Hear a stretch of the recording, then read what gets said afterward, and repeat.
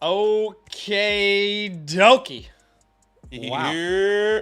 How you darn? How you darn? It Been a minute. has been a hot minute since we have been live on the Dynasty channel. If you guys don't know, we have a redraft channel. We're rocking the 2-channel life, and we have been putting all of our effort kind of during the season into Absolutely. that channel. And now the momentum is swinging over to Dynasty. So we are here, and we have spent the last month and a half just every free second of our entire lives scouting this class. We are not completely done. No. We are, I would say, Keep that in mind. 80 to 85% there, maybe. I just need to do half of the quarterbacks and the tight ends. That's Yeah. what I would say. Yeah. And I feel like the tight ends, it's going to matter a lot as we get closer to the season, or to the draft, rather. But thanks for joining us, guys. It's been a minute. We see you in the chat. What's up, Macy? We see ya. What's up, JJ? We see ya. We'll talk. We'll see what he says there. Kyle, what's up? Welcome in. Rookie season. Casey says, have the 101, 102, 103. The fellas are alive. Oh, snap. We here. What is up, Trippy? Mev? What is up, JJ? What is JJ's question here, by the way? It says, can you guys just mention quick differences between 12 and 10-man rookie drafts and Superflex?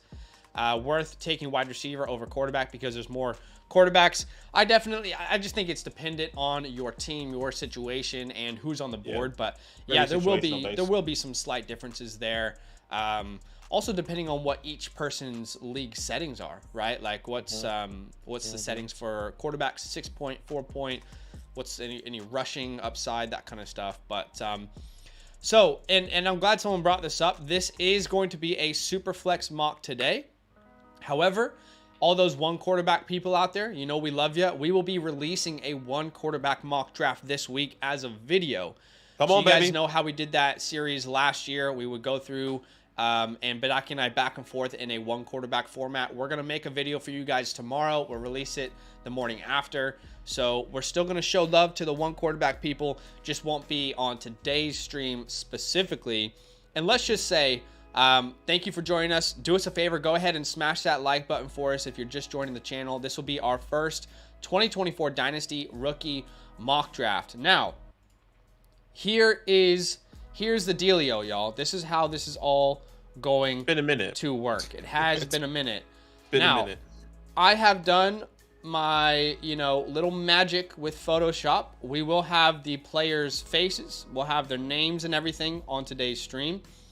However, you will be drafting kickers. Now, the people who are able to get into today's stream, they will be messaging in the chat. Let's say you want Caleb Williams. When it's your turn, you would message Caleb Williams in the chat like that and press enter. So we'll know who's getting who. There will be a lot of conversation today. This will not be a stream where we go through 3, 4, 5 mock drafts. Today's stream is going to be a lot of conversation. We are in just the infancy phases of this class. Everyone's learning more about it. And we want to do our best to kind of spread knowledge, and at least the knowledge that we have. And we're still learning as well, obviously. But all right, so if people want to join today's first ever, actually, 2024 rookie mock draft live stream, how can they go about doing so, Badaki? How could they get in? It's been a minute here, so bear with me. All you have to do is join that Discord, okay? The link is in the description. I'll put that in the chat already there. So join that Discord. When you join the Discord, hopefully Zach can potentially pull that up for you as well, kind of show you a demonstration. Go there and then go to the Fantasyland tab that says content releases, okay? You'll see like the little flock logo with the duck, and then it has all these tabs with the footballs to the left with Fantasyland.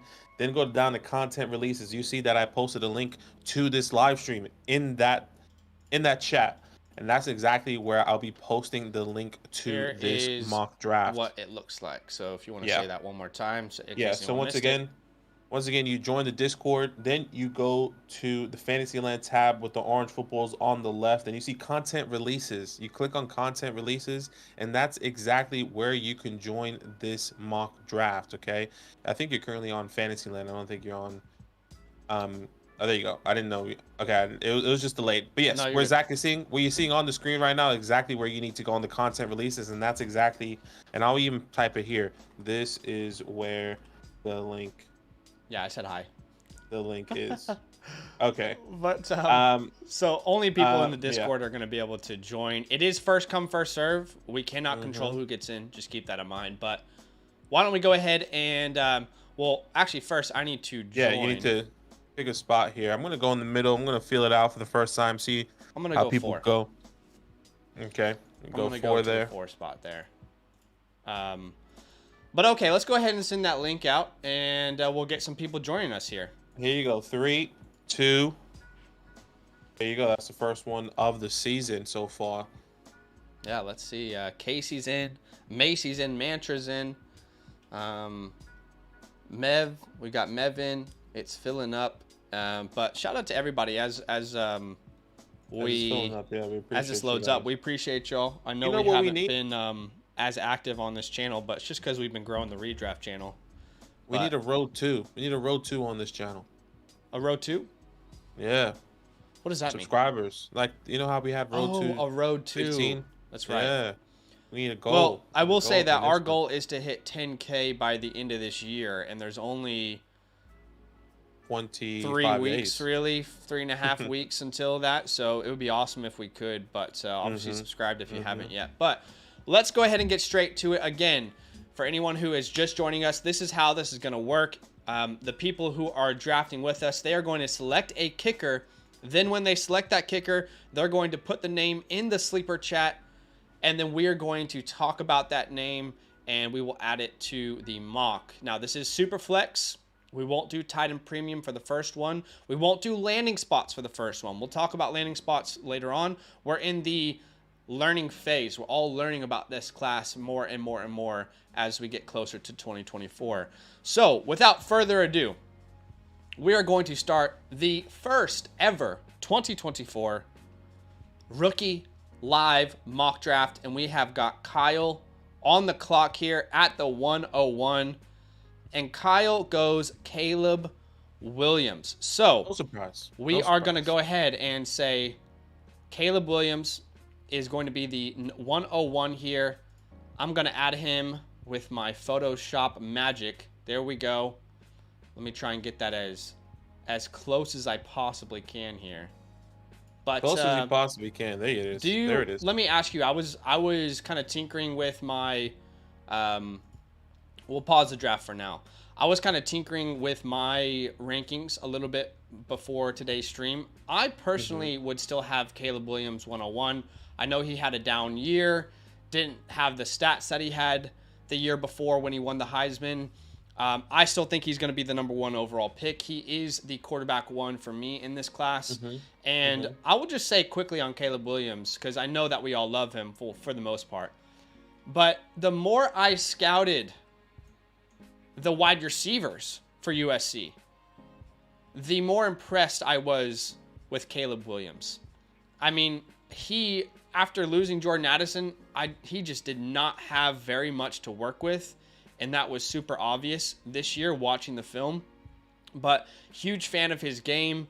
He's definitely my 101. I think I'm not going to sit here and say there's no conversation for anyone else at the 101. But at the moment, Caleb Williams is definitely my 101. But the talents around him, man, it was rough. And I think there's a narrative out there that's forming that people are saying, you know, because Caleb Williams lost so many games this year, he's not deserving of the 101. I actually did some research for you guys. TeamRankings.com, they rank 133 college football teams from the Big Power 5, right? Out of 133 college football teams, the USC football program this year and Caleb Williams were 4th in offensive points scored per game. They were 4th. Now, when you look at the opposite side of the ball for USC, they gave up the 119th most out of 133 points to opposing offenses. They gave up 34.9 points per game. Again, there's only 14 teams out of 133 who gave up more points per game.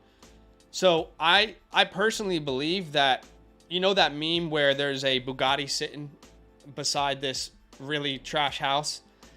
That kind of feels like everything defined for Caleb Williams this year, where the talent around him was subpar. The defense could not stop anyone to save their lives. I would still comfortably take Caleb's number one in this draft right now. Caleb Williams. Yeah. And I completely agree. Caleb Williams is my 101. And, just to build off what you were talking about, everything that he did this year with the subpar talent, he was still putting up numbers. He was still in the game. He was still shooting out with these teams that had better talent overall around, on that offensive side of the ball, right? And he was still within those games at times. Sometimes, they kind of took the lead a little bit, but he has those elite traits that you hope and you want in a quarterback. When you think of the Patrick Mahomes, when you think of the Justin Herberts, the Joe Burrows, you think of all those things of what he possesses, and he has it. He just needs a talent around him. Now the question is, if he goes to a bad team, which we could definitely talk about in depth as the mock draft goes on, but my concern is, if the Patriots have the number one pick, is he going to the same situation? And that's a big hypothetical. But right now, the Patriots doesn't have talent around them. No, they don't. They got a pretty bad offensive line. So that is okay, does Caleb have to go to a bad team? Or can Caleb go to a bad team? This is with no talent? This is just the unfortunate reality of being a very good player. You're going to be drafted to bad teams. It's just the way it works. But I actually noted that he had 152 defensive pressures this year, which is 10th highest of any quarterback with at least 250 dropbacks in college football this year. So he has faced pressure. He has produced. I keep hearing this narrative, Badaki, that he doesn't perform well in structure. I will just quickly say that his wide receivers are not getting separation. His offensive line is not holding up.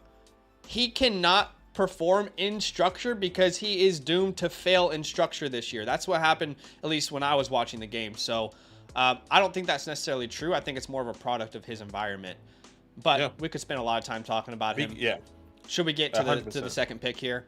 Yeah, 100%. Once again, guys, we'll definitely be talking about all these guys, having longer, in-depth, more conversations. This is the first one. We kind of want to go through as many plays as we possibly can.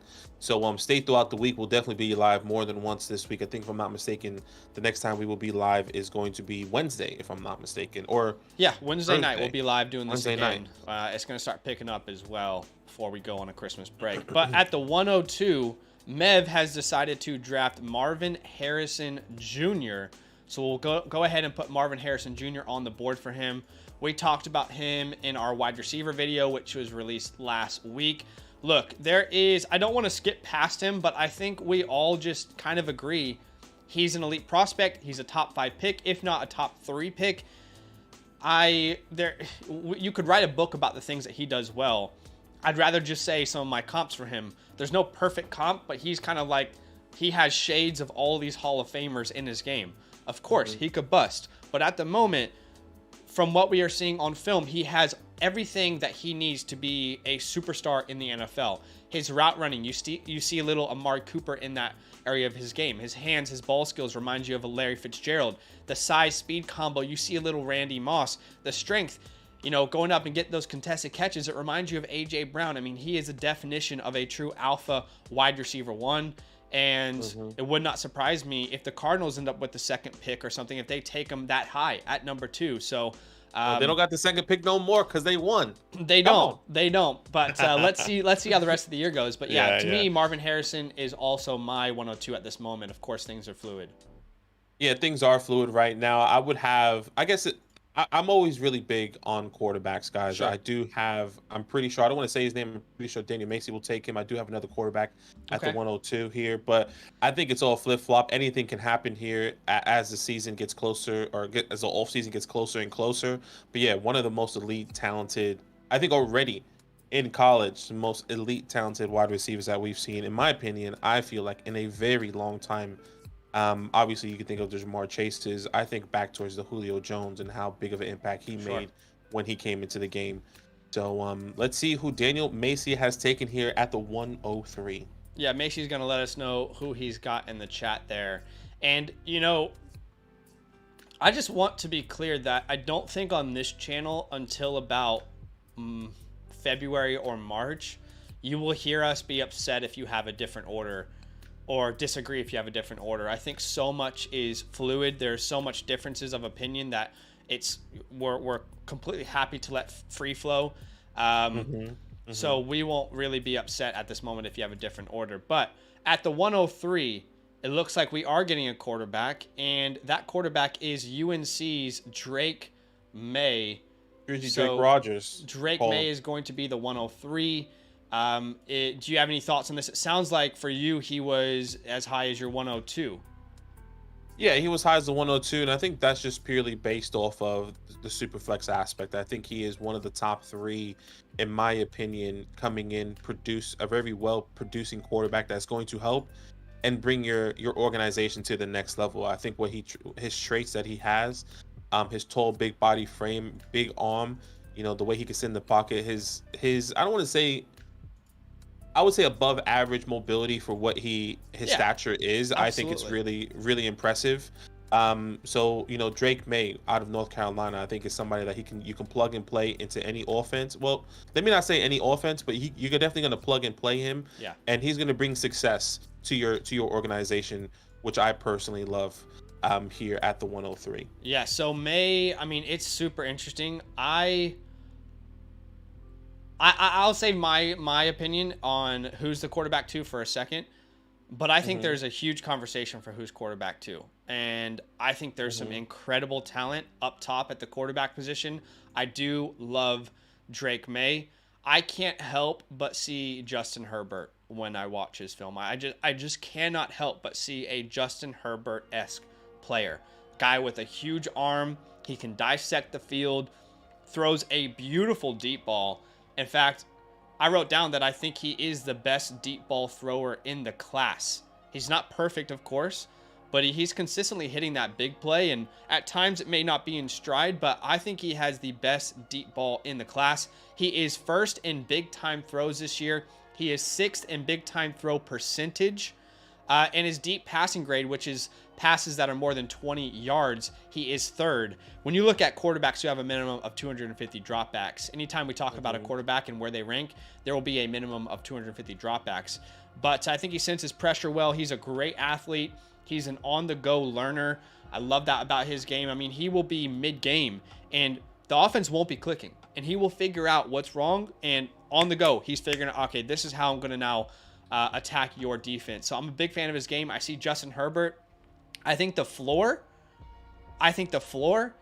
is potentially Daniel Jones. I think that is probably the worst you're going to get from the likes of a Drake May. So that's why when I see him mocked to the Giants, I'm not saying it's wrong. I'm just thinking like, oh man, like that could be the worst case scenario, and it's what you already have. But I think he will be better than that player. That's not what I'm saying. Of course, I'm getting a ceiling in a floor comp, but big fan of his game, huge arm, and, not a finished product. He's not a finished product, in my opinion, at all. There's still a lot of growth for his game, in my opinion, but yeah. Look, I definitely understand, the comps and everything. I think when I watch Drake May and Caleb Williams side by side, I'm not saying that there isn't a gap, because there is. I don't think it's as big as we expect, and let me tell you why. In my opinion, I think what people love about Caleb is the way he can extend the play, and he brings the extra Patrick Mahomes-ish type of ability to it. I think that's what excites everyone when they watch his film, or they just watch the game without watching the film, right? I think Drake May brings that as well. I think he just does it differently. He does it more sitting in the pocket. He does it more with his arm accuracy, his ball placement, those big plays.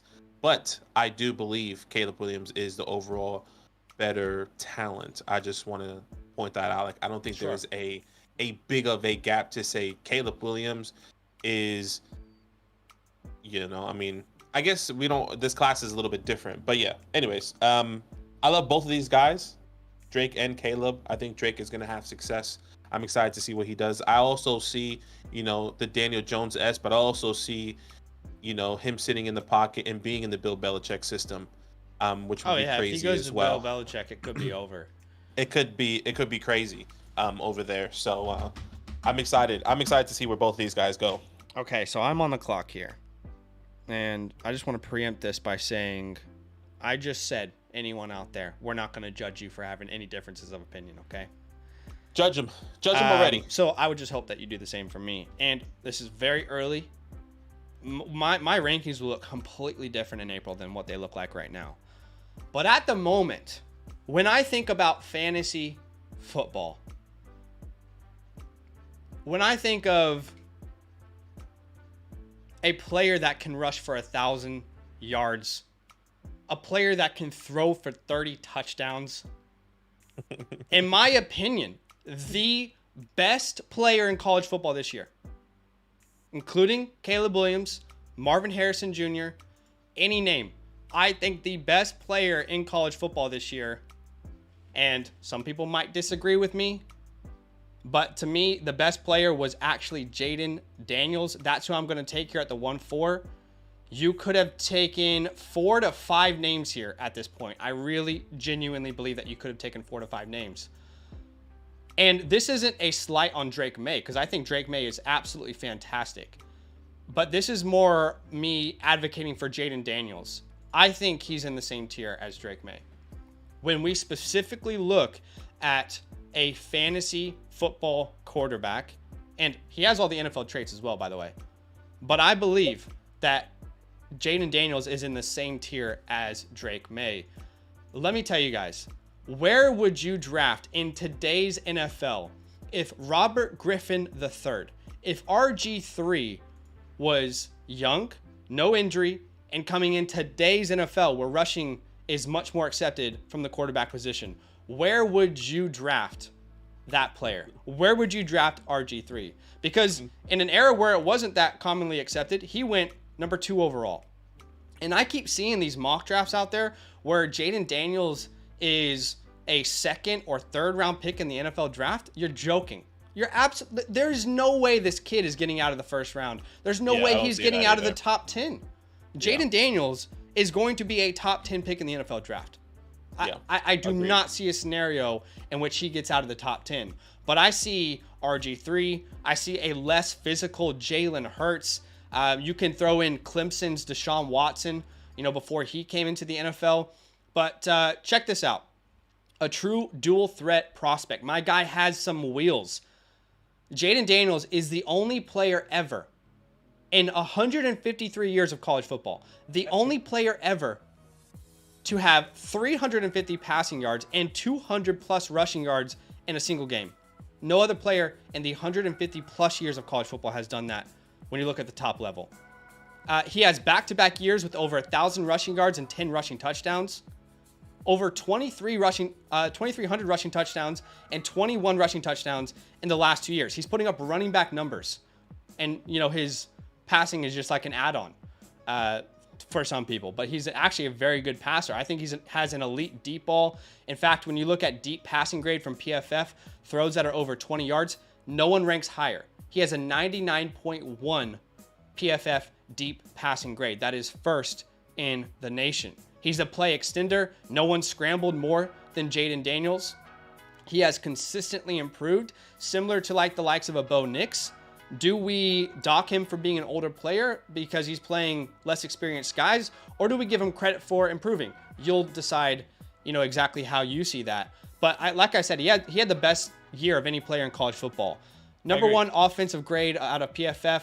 The 2nd passing grade out of PFF, 91.9. He had the number 1 NFL passer rating. He had the 7th best completion percentage at 71.1%. Now, Bo Nix was the 1st, I believe.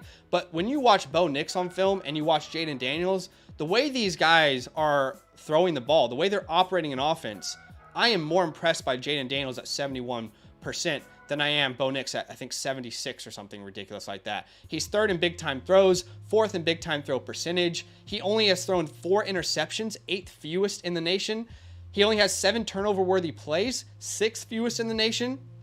So to me, I'm taking Jaden Daniels here at the 104. There's another name that I was extremely excited to talk about, but I do not see a scenario in which Jaden Daniels is not a top 10 pick in the NFL draft. And if I'm too bold here, tell me I'm too bold. But I keep seeing mock drafts with the guys in the 3rd round, and I'm thinking, what are you guys not seeing? Maybe I'm the idiot. I don't think it's. I'm taking him here at the 104. Yeah, and like just to build off what you're saying, like I don't disagree. I think when you look at these teams that are in the top 10, because everything that you said, I think one of my biggest things that I saw when I scouted him is how he can extend the play. And I think that's exactly and that's a trait that not a lot of people can do, especially with his legs. Like you said, 1,000 yards scrambling, or not 1,000 yards, but yeah, rushing. But I mean, that also comes within that scrambling category, right? Sure. Yeah. So like, I think there's going to be conversations, and I see a lot of people talking about it already. There's going to be conversations of Jaden Daniels over Drake May. I would say in fantasy. In fantasy, that would be the conversation. I think there's going to be a clear cut of the 1, 2, 3 by the NFL, by the NFL, personally. But I think when you think of the teams that he can go to, you know, obviously I get excited about Jaden Daniels because he can come to my team with the Giants. He can go to Washington. Like, you would love him to go to Washington potentially. You know, there are other teams. You can see him going to Vegas with those teams over there as well. But yeah, I love everything that I've seen from him. He is somebody that I personally haven't scouted fully, but from the games that I've seen and the games that I've watched, for sure, one of my biggest things that I've seen has been, like I said, the scrambling ability and the ability to extend plays here. So I love Jaden Daniels. I think, once again, don't mark my words, I think there's going to be conversations of Jaden Daniels, depending on the team he goes to, over Drake May. Like, do you want Drake May? I mean, if both players go top 10, I'm taking Jaden Daniels. I'm saying that right now. Okay. I don't disagree. I'm not saying that I agree right now. I am just saying there is. Yeah, and there's no need to heavily agree or disagree. It's so early. I'm open to it. Yeah, I am open to it. And I think, to me, is a lot depending on maybe potentially where he does land and who's going to be in the top 10, because it's going to be a jumble in the top 10 Kyle says he's not going to go that high in the NFL draft. Yeah, I don't know. I think he does. I could be wrong. I'll hold my hands up if I'm wrong, but I think he's a lock for the top 10, dude. I would say, I don't know how big, maybe, and Kyle, maybe you can speak to this. How big and how good is this defensive class or the offensive line class? It's definitely not a 2022 class, but the offensive line class is very good. I know the offensive line class is good. I've heard that. You know, like, do teams prioritize offensive linemen over someone like a Jaden Daniels? Like, I don't see the Giants doing that personally. I think that this is a potential franchise-changing player. I'm not sure that people pass on it. Like, if Atlanta's in the top 10, there's no way he's getting past them. But anyway, we could spend all day talking about him. We'll have so many conversations. I mean, what if he ends up in Minnesota? That would be perfect, you know? But regardless, if he's top 10, I'm taking him over May at this moment. That could change. Kenny Pickett is hot garbage, says, give me whoever goes to Pittsburgh. That's what he says. But, okay. You'll love to see it. Yeah, we absolutely do. At the 105, Casey has taken the player that I really wanted to take. It was a complete toss-up between these two names. When you and I recorded the wide receiver video last week, you were a little bit surprised about how high I was on this guy, because I actually have him in my wide receiver rankings in the same tier as a Marvin Harrison Jr., and I would still stand by that personally. We've got Malik Neighbors going off the board here at the 105. I absolutely love Malik Neighbors, and I will just say that there will be, I think, a lot of people saying, why is this player falling? Why is this player falling? This guy's going too late. You guys don't know what you're talking about. I think it's just an indication of how strong this class is. This is an extremely good class. Every year people talk about how, hey, the next class is gold. The next class is gold. Well, we are here. We are actually here. We are in the gold era. This is the gold class. Certainly not from a running back perspective, but from every other position. I absolutely love Malik Neighbors. He had the number 1 PFF receiving grade, 92.7. When you look at wide receivers who had a minimum of 50 targets, he's versatile. played about half in the slot and half out wide. He's a very technically sound route runner, has great ball skills, has the speed, has the silky soft hands, is a huge yak threat. You'll see some comps to DJ Moore, which we talked about recently. Yeah, I think that's a good comp. The other two names that I mentioned on our video was I see a little Reggie Wayne. I see a little Reggie Wayne in his game and a little bit of Stephon Diggs. So this is another player. I don't see how this guy isn't a top 10 pick. And if Marvin Harrison wasn't in this draft, I think he might even go top 5. That's how good he is. That's how talented he is. In my opinion, and I think he's really good. I guess just to speak on like having him in the same tier, I think I'm not saying Malik Neighbors is not elite, but I think what Morris Harrison brings is just blue collar, blue chip type of player, and I think Malik does bring that in ways, but Marvin Harrison I think is the complete package, and that's just me nitpicking when it comes down to my personal rankings. But yeah, I love Malik Neighbors. I think feel the he's same way here. Sorry to interrupt, my bad. Go ahead. No, I was just gonna say I like Malik Neighbors. I think he's worthy of going here at the at the 104 or the 105, either way. To be honest, dude, like I think you can make a case for him at the 103. That's like I'm genuinely saying that this class is so good that I'm not upset if you have it in any particular order. But as far as Malik Neighbors goes, you mentioned that Marvin is a complete receiver. I kind of agree. I agree that Marvin is a complete player, but at the same time, I think Malik Neighbors is a complete player as well. When you look at today's NFL for a wide receiver, you don't got to be 6'4", you know? We see superstars all over the field that are right at 6 foot or even under. Yeah. So I hear you. I think, you know what's crazy? Because, and I know this is probably a very unfair comparison, but like when we think of, you think of the absolute ceiling of that player, and the absolute ceiling of what I've said about Marvin Harrison, and I kind of compared him to, you know, the Julio Jones, the likes of Julio Jones, and then Malik Neighbors, I compared him, and I agree with you, like DJ Moore. Those two players are two completely different tiers in their prime. And that's how my comp was Reggie Wayne and Stephon Diggs. And that is potentially one of the top 3 to 5 wide receivers in the NFL. And potential Hall of Famers, you know. Once again, just really nitpicking in our individual rankings. Both of these guys are going to be amazing in the next level. We love both of these guys here. So yeah, there we got two wide receivers, 3 quarterbacks so far, and we just got the 106, which I know you're going to talk about. So please express what we're thinking. Look, we just said multiple times that if you have a difference of opinion from us, that is completely okay. And we are about to see the biggest difference of opinion that I think I have compared to the rest of the Dynasty community at this point. I know we released the video last week. I wouldn't say I got hate. It was mostly like respectfully disagreeing. But Keon Coleman is not in my top 10 wide receiver. He's in my top 10. He's not in my top 8 wide receiver rankings for this year. But this is Keon Coleman coming off the board here at the 1-6. So we're going to go ahead and put him in place at the 1-6. Now, again, I am not saying he is not worthy of being the 106. This is just my personal opinion.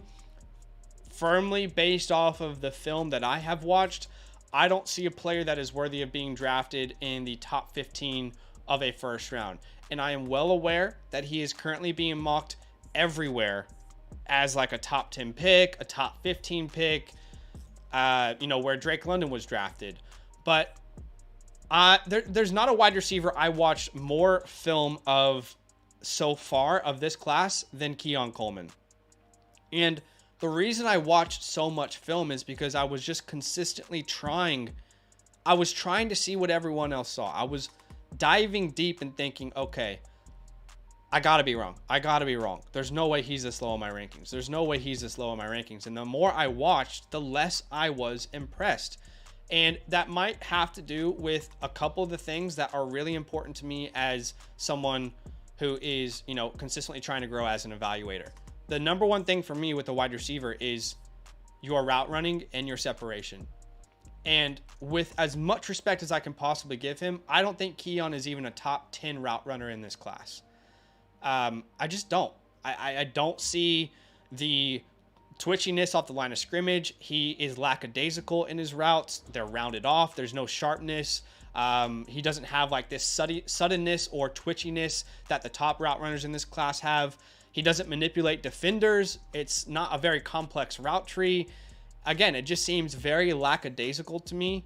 And it's just not a wide receiver that I think is going to be a superstar at the next level. You know, my comp for him was to the likes of a George Pickens and a Devontae Parker. And remember, Devontae Parker was someone who was picked in the middle of the first round. He had really good collegiate production, and he was limited in the NFL because he couldn't really separate that well. And I'm going to hold my hands up and say I'm wrong if throughout the process I learn more and I am wrong. But I just don't see someone who is a successful route runner at the next level. And you can still be successful if you're just this elite contested catch, one-on-one ball winner, which is what he is. He's elite at that. But you got to have an elite gunslinger throwing you the ball. You know, I think about the likes of a Kenny Golladay, and that name might be like a bad taste in some people's mouths at this point. But Kenny Golladay, in his prime in Detroit, with Matthew Stafford throwing him the ball, that was a good receiver. That was a very good receiver. Now, it wasn't an elite receiver, but it was a good receiver. So I will give him props. He is the best ball winner in this class. He probably has the best hands. He broke out at a really young age of 19. Someone mentioned this in the video, but he outproduced Jaden Reed. I personally think that his game is just better suited to college football than it is to the NFL. And I just don't think you're going to win in the NFL as much as you did in college football when those are your main skill sets, when you're lacking so heavily in a crucial area. So call me a hater. Maybe I am. I don't see him being worth a top 15 pick in the first round of the NFL draft. Yeah, and you know, we spoke about this in our wide receiver video. I think if you want to go even more in depth, I would really encourage you guys to go watch that wide receiver video, because we spoke about him, I think, even longer than what we're going to talk about him here. Oh yeah, we talked about him for like 10 minutes. You know, one of the things I said in that video, outside of, because I'm really big on traits and what these NFL teams are going to be looking at, and maybe one trait is enough. But when you look at all these other wide receivers that we're going to be talking about and all these other skilled positional players, these guys all have different types of traits, multiple traits. In my opinion, what Zach kind of already hit on, Keon Coleman has that, you know, getting the ball at the catch point type ability, being a 6'4", big body, lengthy guy, getting a fade, which is exactly what you want. But that is not somebody that in this NFL day and age we see often anymore, right? We need to see somebody that gets separation. We need to see somebody that can, you know, extend the play in multiple ways, and Keon Coleman just doesn't do that. So once again, definitely go look into that. Zach said he doesn't have in his top 10. He's not even in my top 10. He is my wide receiver 10, but he's my wide receiver 12 right now, and you guys can definitely go check that out. Like we said, but yeah, he is not in my top 10, my wide receiver 12 Brandon. here. But I am. Do not speak that over me, Brandon. Don't do that. Keon to the Colts, yeah, unlucky, to the Chiefs, no, thank you. To the Keats, sorry. But yeah, Keon Coleman off the board here at the 106, which means I am on the clock here. You are on the clock. We'll just need Carson to select a kicker. Actually, I can do that for him. But you are on the clock. But yeah, look, I could be wrong, but I just don't see it with Keon. I just don't see it. And I really, really tried, but there are at least 5 to 10 names I'd take over him there personally for me. Just my opinion. Completely agree. And I think a lot of people should know. I mean, a lot of people have been talking about who they would take over Keon Coleman, and that's Rome Odunze. Somebody that we both love coming out of Washington. We thought he was going to declare into the NFL last year. And he is somebody that I would take here at the 106. He is somebody that I would take at the 106. 100%, I agree. Over Keon Coleman here. And, you know, if one of these quarterbacks, hypothetically, if Jaden Daniels doesn't go in the top, let's just say he doesn't go in the top 20 or in the first round in a world, Rome's jumps up once again, right? And the things that we saw from Rome is his elite In my opinion, great hands, great ball skills, the physicality that he brings is something phenomenal here, and the route running. His extension of plays, the route running, him getting into space, is exactly what you want from Rome Odunze. He is somebody that has the size and the ability, 6'3", 215, but feels very smooth, easily off the line, right? So Somebody for that size is incredible. One of the biggest things that I said of his hands, I said this on that video. I was like, he has T. Higgins hands, meaning that he catches the ball wherever the ball's at, and then he catches it with his hands, not with his body, right? And that's exactly what you want from a big wide receiver here. Someone that's a little bit more fluid as well than A.T. Higgins. And I think that is the perfect comp. That is something that, once again, I also said he is a more fluid, more sudden, a better route runner than someone like a T. Higgins, just bringing that to the next level. So I love Rome Odunze here at the 106 or 107 actually. People will see a large size speed athlete and think, okay, he's really good at contested catches. Well, he is. He's also just an incredible route runner as well, and very good after the catch. There's nothing that Rome doesn't do well. I genuinely don't think there's a flaw in his game.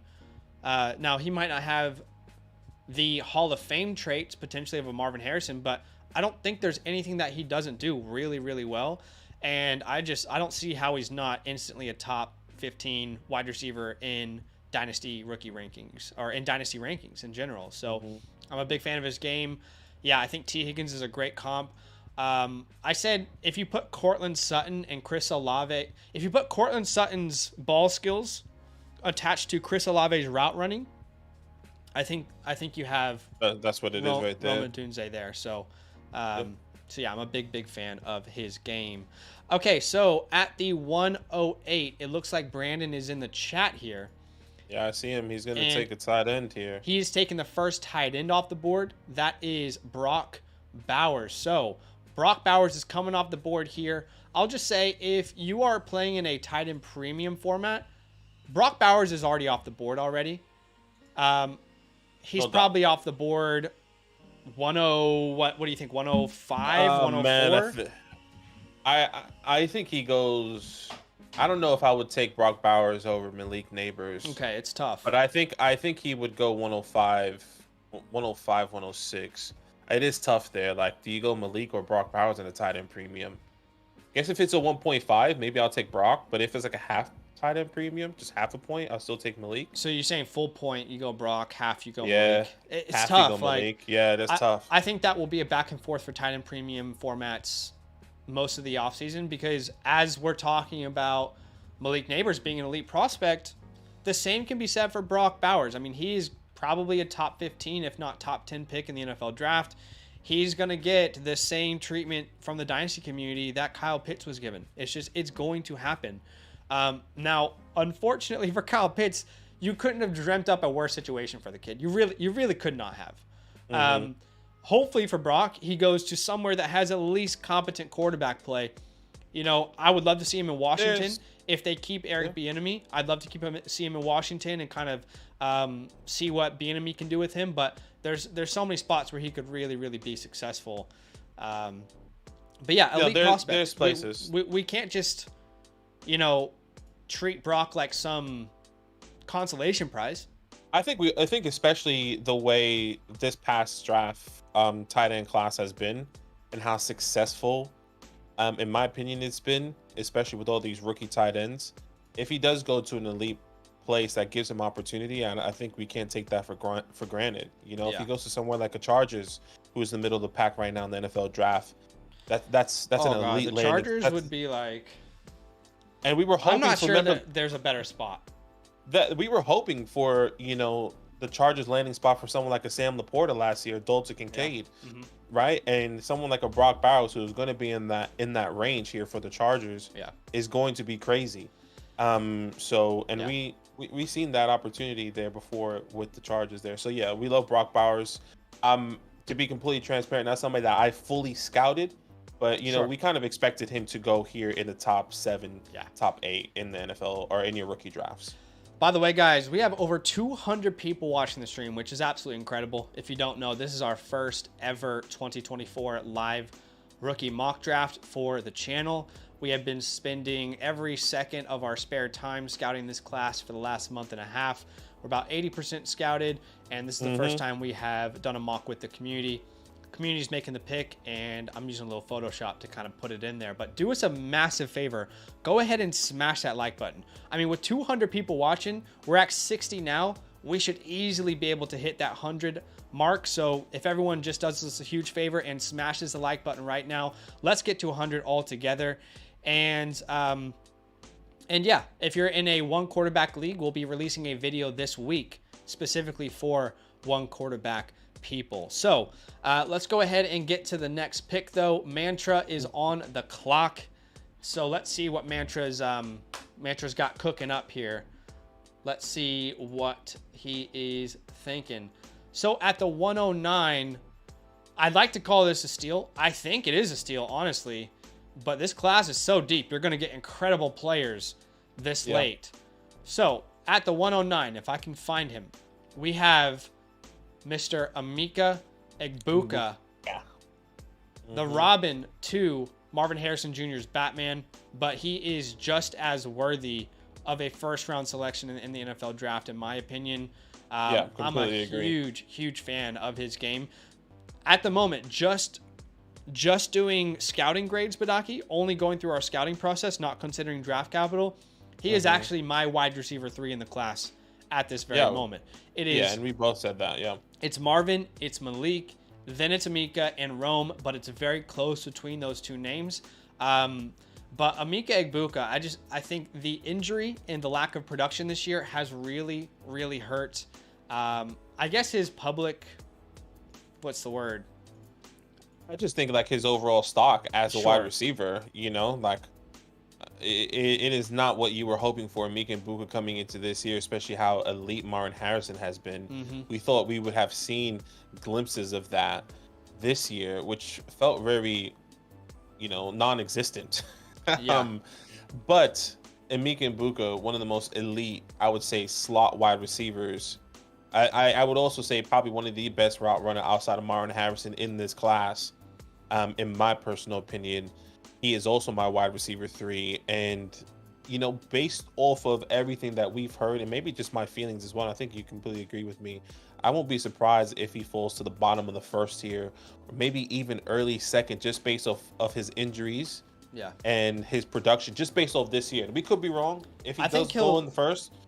I think he'll test like similar to, how there was questions about JSN. And look, JSN hasn't put up the production, but put JSN on the Rams, he's putting up a huge amount of production, and that's not disrespect to anyone out there. But what I'm saying is JSN, people were questioning him as a prospect because he didn't have the production and there was a bunch of injuries. He came out the combine and was like, oh, damn. Yeah, he tested incredibly well. I think Emeka will test similarly. I don't think he has elite long run speed, but he's got that elite quick short area, type of movements, great suddenness. There are some route runners that have like this special tempo to their game. He is one of those rare guys who has that tempo. It's just really enjoyable to watch him. Decisive planning at the break point of his routes. He's a versatile player. He played about 30% out wide, 70% in the slot this year.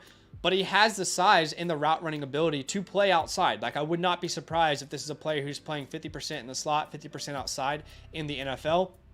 If he is a slot specialist, that doesn't concern me for fantasy purposes. I think we should stop using that as a narrative to, devalue a player.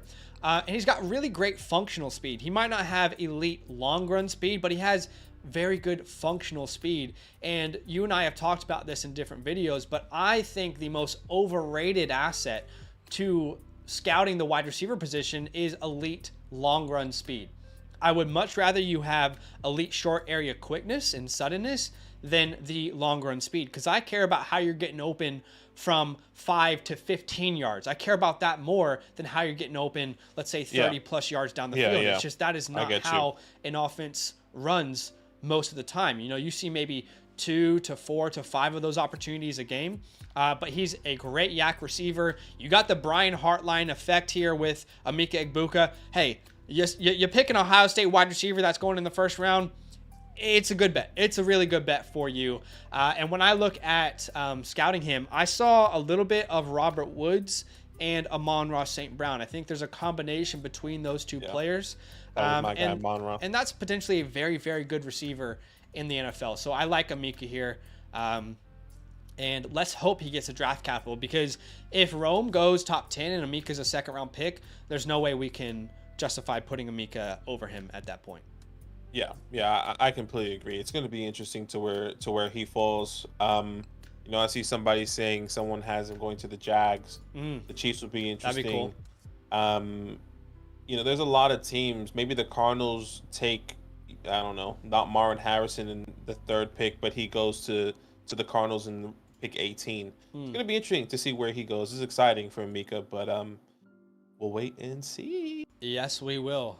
Wide range of outcomes, and so much can change at this very moment. But boy, here we go at the 110. Okay, yes. Our first running back off the board. Let me ask you, is this where you would take this player just before I put him up there? Would you take him yet with some names still out there? There's not a wrong answer here. I just want to know where you stand. I think it's going to be based a lot off of the landing spot or this specific person. But I would say there can be a conversation for a couple of wide receivers and maybe even a quarterback, depending on how much you love some of these quarterbacks here. Yes. But yeah, I think he could definitely be in conversation for the 110. Okay, so at the 110, the first running back goes off the board. That is Travion Henderson. And, you know, he was having a real just, I'm not going to say bad, but it was kind of lackluster from what we expect out of him to begin the year. I mean, there were some injuries. He's just been dealing with injuries for so long. But there's a run that he went on to end the year where, I mean, he looked like the guy we saw the minute he stepped out at Ohio State. I mean, his first year at Ohio State, he looked like a Christian McCaffrey type player. He really did. Yeah. It looked like that's what you were potentially getting at the next level. Now, he dealt with some injuries. He wasn't the same player because of those injuries. And then to end the year, we kind of saw him get back into that form. I think, and it's just my personal opinion, I think there is a toss-up between the RB1 right now, and you and I had discussed that in depth over on our running back video. But there are a couple players I would still take over him right now on the board, but it is very close. I think you can start to have some serious conversations here. But yeah, I do like Travion Henderson. I mean, he kind of gives you a little bit of everything that you're looking for from the running back position. I don't think there's like a perfect comp for him. I don't know if you guys remember the D'Angelo Williams days of the Carolina Panthers, but he reminds me a little bit of D'Angelo Williams, but he's got great elusiveness, the hesitations, the jukes, the jump cuts, the contact balance. He's got home run hitting speed. He's a great pass catcher. I don't personally think pass pro is a strength of his yet. I know he's listed at 215 pounds, but his physicality, it's kind of like, you know, we talked about players who run with different emotions. I feel like he blocks with different emotions. At times he looks 220. At times he looks like 190 pounds trying to block the incoming blitzer. So that will be interesting to see how he kind of translates that part of his game to the next level. But huge fan of his game. Big recruit coming out of high school. So he goes off the board here. Any thoughts before we move on? No, I was gonna say one of my biggest comps for him, which once again we spoke about in our running back video. If you haven't watched it, please go watch it. Austin Eckler, I think what he brings, the speed, the little shiftiness, his size, his build is a very Austin Eckler type player, which is really sad to say now because of how big the fall off is coming with Austin Eckler. Rest in peace. We appreciate. Thank you for your service. But it's going to be interesting to see where he goes as well. Maybe this. I don't know if there's running back that goes in the first, but I will not be surprised. I don't think so. I will not be surprised if somebody at the end of, like, for example, let's say the Dallas Cowboys have bottom 3. Sure. I won't be surprised if they go Travion or the other running back that you have as your RB1, you know, because they kind of need a running back when you think of maybe the Baltimore Ravens if they're bottom 3 in picks. that's another team that needs a running back. But yeah, I don't know. I don't know if a running back goes in the first this year. I don't see it happening. But look, if Travion tests incredibly, anything's possible. Yeah, I don't personally see a running back going in the first round. And I just feel like the way the NFL is trending, I know we just saw 2 guys go in the top 12 last year, but those were elite prospects. I don't think we have an elite prospect in this class personally. At the running back position. Yeah, right. and you're seeing kind of values deeper in the draft at that running back spot. I mean, the Chiefs got a 7th rounder starting for them, right? You got guys like the Texans who are succeeding with Devin Singletary, who's a free agent. So I just don't think it's a position that people value that highly. But anything's possible. Absolutely anything is possible. You know, I can see the Eckler comp from his utilization, but I think you and I would both agree it's not a size comp. I think I can see the utilization comp, but he's a faster at Austin Eckler if you're going to put him in that kind of like comp. He's a bigger, faster version.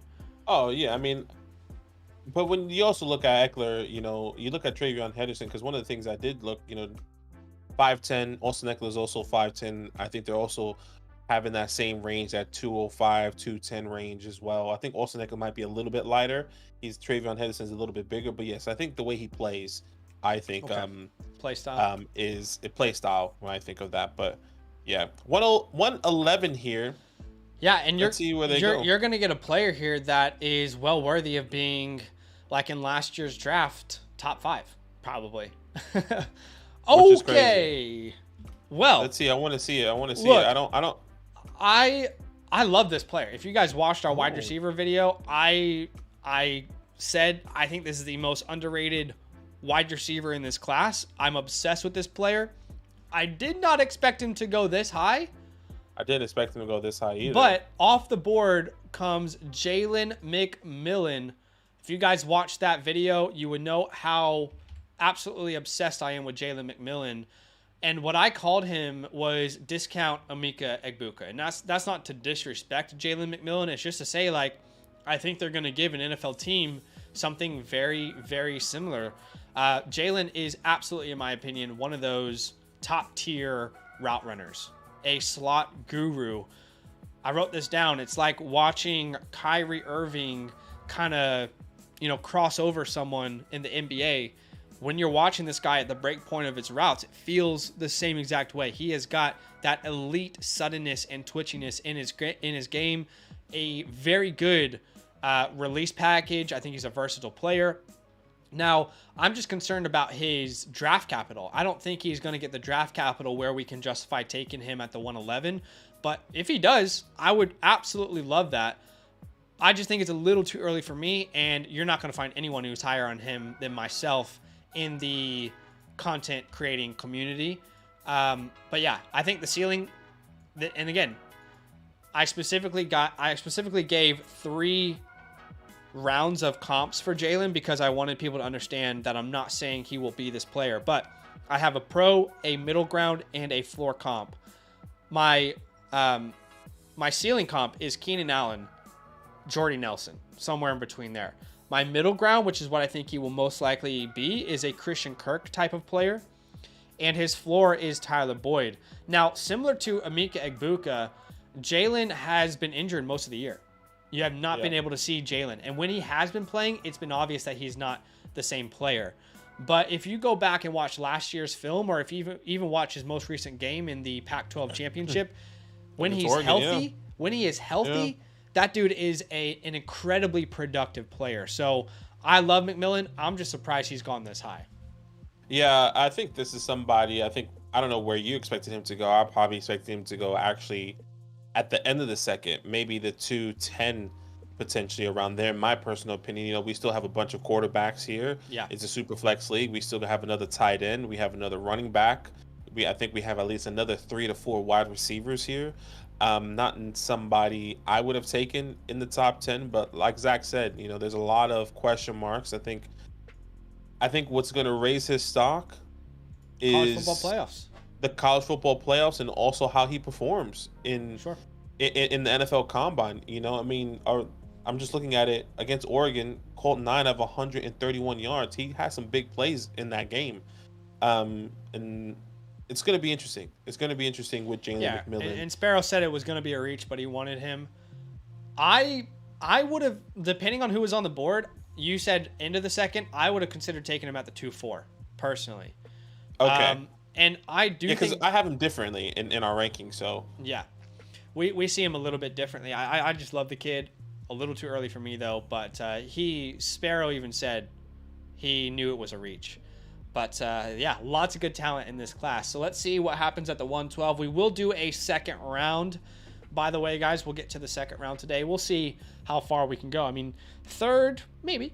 It depends on how much time there is till Monday Night Football. So we'll see. But do us a favor. As we're waiting on this next pick, go ahead and smash that like button. We are just 14 likes away from 100. And there are 200 plus people watching. So do us a little favor. Go ahead and help the channel out and smash that like button. Let's get at least to 100 here with your help. I think it is possible. Okay, so we have a quarterback going off the board here. It actually is the teammate of the player that just went off the board in Jalen McMillan. How about this? In the first round of our first rookie mock draft, we have 3 Washington Huskies. So this is where Michael Penix Jr. goes off the board. Now, I still need to scout more Michael Penix Jr., but at the moment, he would not be my quarterback 4 in this class. And I don't personally think I would draft him in the first round. I don't think you have gotten around to scouting him just yet either, but no. My main concerns is just that we're talking about a player who has played 6 years of college football. Yeah, it's an older prospect. He played 4 years at Indiana. He's part of that group that has that weird COVID eligibility to them. But his injury history is... It's like a shopping list. And I believe, correct me if I'm wrong, chat, but I believe he has torn both his ACLs. Yeah, he has. He's torn both his ACLs. I'm pretty sure in both legs, if I'm not mistaken. Correct me if I'm wrong. And I think that is my biggest concern. He's already an older prospect. What is he, 25 years old, 2 torn ACLs. Respectfully, because what he has done so far this year has been great. I think he could come in and be one of the best backup quarterbacks we've seen in a long time. Respect, you get what I'm saying? Like, I don't think that I think he can come in and win some games. You know, I can think he can do what Josh Dobbs has been doing, and just like be a little bit more explosive with his legs. You know, because of what he's done. Yeah. But once again, I haven't scouted him in full with you as well. But look, anything can happen. Maybe he does get the capital. A lot of teams do need a quarterback. I'm just not sure where he goes. I don't know. I'm not sure he's a first round pick. He might be. Look, he could play his way into the first round in the college football playoffs when everyone's watching. I think just the one thing from watching games, I haven't dived into the film yet on him, but from watching games, he doesn't seem very mobile. And maybe that has to do with his injury history. I'm not sure because it's very long. But he seems super limited from a mobility perspective. And I just don't know if an NFL team is going to want to spend a first round pick on him. I could be wrong. You know, last year, we were talking about Hendon Hooker a lot, and I kept saying, I just don't think Hendon Hooker is going to be a first round pick. Now, we don't know what would have happened because he went down with an injury, so we don't know. But I'm kind of feeling some similar vibes there. Performs really well in college. It could be a good NFL starter, but the injury history is just so vast. It concerns me, and I think it will concern an NFL franchise to the point where they don't want to spend a first round pick on him. I think he's a second, third round guy, and maybe he wins a job. But yeah, I agree. I could be wrong. He wins a job. Yeah. It's another guy that we have to wait and see what's going to happen. Maybe he is going to be a second round pick or even third round pick that's going to be backing up to teams that are in question. You know, maybe he goes to Green Bay in the third round and he starts competing with Jordan Love. Yeah. You know, like I think that's the type of pathway that we see, or at least I see for him. Does he go to the Seattle Seahawks in the third or second round and he competes with Geno Smith? Sure. You know, I mean, if he's in the right offense, I could see him kind of dissecting an offense for sure. I mean, what about Atlanta? What if Atlanta doesn't take a quarterback in the top? They're not going to trust the Atlanta Falcons. Well, they don't. Would you rather have Michael Penix specifically? No mobility. I don't trust it. Would you rather have Michael Penix? Well, would you rather have Michael Penix right now, from what you know, or Desmond Ridder? I would probably rather. That's hard to answer, though. But you know, I might prefer Kenny Pickett over Desmond Ridder. I mean, that's not. I mean, give me a mid option and I'll pick that over Desmond Ridder. But okay, Kyle is on the clock here. Let's see if he's still with us. If not, we will go ahead and poll the chat and see what they think. There's a couple names that come to me personally that are still on the board that I think should be off the clock, but we'll give Kyle a second to make his pick. I think a lot of recency bias maybe be on one player potentially, but I could be wrong. Yeah, we'll have to wait and see. But we'll have to wait and see. I think it doesn't look like Kyle is here, so let's go ahead and make the pick for him. So at this pick, I don't know where you would go. For me, it would probably be Troy Franklin. Yeah, that's who I thought would potentially be going at the, where Jalen or Michael Penix went. Okay. That's where I would have gone with Troy. Yeah, I think I'm personally taking Troy over Keon. I'm taking Troy over Jalen. I love Jalen. That could change at some point through the process. I think I'd take Troy over Travion, and I would take him over Penix personally. Mm-hmm. But he goes off the board. You and I both are fans of Troy Franklin. Now, it's a shame that we won't really be able to see that much more of him. I don't think Bo Nix is going to play in their bowl game. I could be wrong. And I'm not sure if Troy will either, if they're both going to, declare. But Troy Franklin, we're talking about a player that broke out at the age of 19. He accounted for almost 25% of his team's receiving offense in 2022.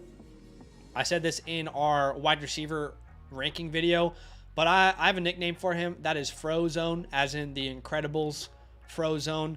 And that's because my guy he's got a great ability to freeze a defensive back off the line of scrimmage. I think that's a huge advantage to his game. Hey, within a second of this play starting, I have already frozen you, and I'm in, the second part of my route. So I'm a big fan of his game. He's great after the catch, great speed. He's got long run speed. He's got twitchiness. He's got short area quickness. His size is strange. It's peculiar because there's not really a good comp for his size. I mean, Robbie Anderson is the closest size comparison, but he's a better player than Robbie Anderson. I said he's a poor man's Marvin Harrison, as in the original Marvin Harrison. And some people might be angry that I'm using that comp. I'm saying he's a poor man's Marvin Harrison. Devonta Smith is the other comp I've heard. That's the one that I've used. It's just tough because I don't think it's a direct comp. I think he's faster than Devonta, but I think Devonta's a better route runner. Yeah. There's probably 5 names we could have selected there. Yeah, we 100%. So many names here. Once again, if you want a little bit more in depth of Troy Franklin and our thoughts, please go watch that video here. I think he also has great hands. I'm not sure if you mentioned that. One of the things that I really liked about Troy Franklin was his hands. Yeah. Very reliable guy that's going to be playing in the slot 4 team, in my personal opinion. And like you said, has that long personally. Yeah, and he has that long run speed to play outside, which is really great. So it's just really depending on where he goes and what this offense is going to look like to the team that he goes to. Yeah. But somebody that I am really excited about, in my opinion, like we 100%. Saw this past year, he played out wide 82.5% of the snaps. I wish that was more in the slot. I wonder what that looks like if he played 80% in the slot for an offense, because he is going to be deadly after the catch, quick area speed, burst, all that's there for Troy Franklin. I don't think people give him enough credit for his route running either. I really don't. No, and once again, that's something that we said in that video. I think the way he was utilized at Oregon was wrong because of the positions where he played. He played out wide. Once again, 85% of the snaps. Yeah. Put him in the slot. He's a better route runner. He has great hands. He's somebody that could probably take it to the house if you put him in space. Sure. Oregon just didn't do that. They used his long run speed, which is also a great trait. So I like Troy Franklin. Once again, would have taken him probably at the end of the first there, no, without a question. All right, so Troy Franklin off the board. Mev is now on the clock. We like Troy. And again, we'll just say this, like, this class is so loaded, guys, that you're going to see players that you love fall, and you're going to think, what are these guys doing? It's just, there are so many incredibly good options available to you. So just keep that in mind. But I'm a big fan of his game. Very curious to see where he slides to. All right, so there are 3 my guy wide receivers, if you will, in this class. There are 3 guys that I would say are my guys, and I'm higher on than the rest of the community. One was already off the board with Jalen. I thought that was too high, but one was already off the board. Now, here comes the second, which not a lot of people are going to know this name unless they've dived into this class deep. That is Ladd McConkey. So Ladd McConkey comes off the board here at the 202. I don't know if you guys remember, or if maybe you watched or didn't watch that wide receiver video that we released, but I have a nickname for Ladd, and that is Ladd the Space Creator, because that's all my guy does. All my guy does is create space consistently on every single play. The guy is always open. It's 7-11 for him. It really, really is. I don't know how many people have played My Player 2K, My Player mode, but there's different archetypes that you can choose.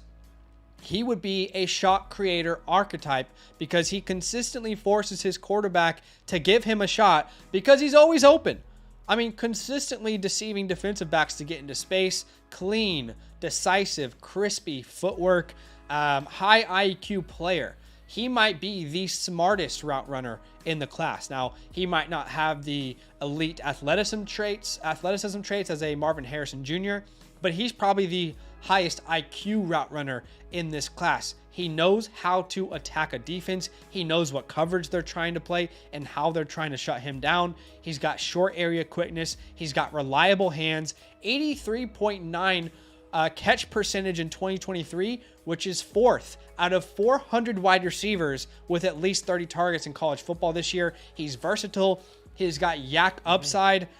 I see a little Deontay Johnson in this player. I see some Deontay Johnson. I see some Chris Godwin with Ladd McConkey.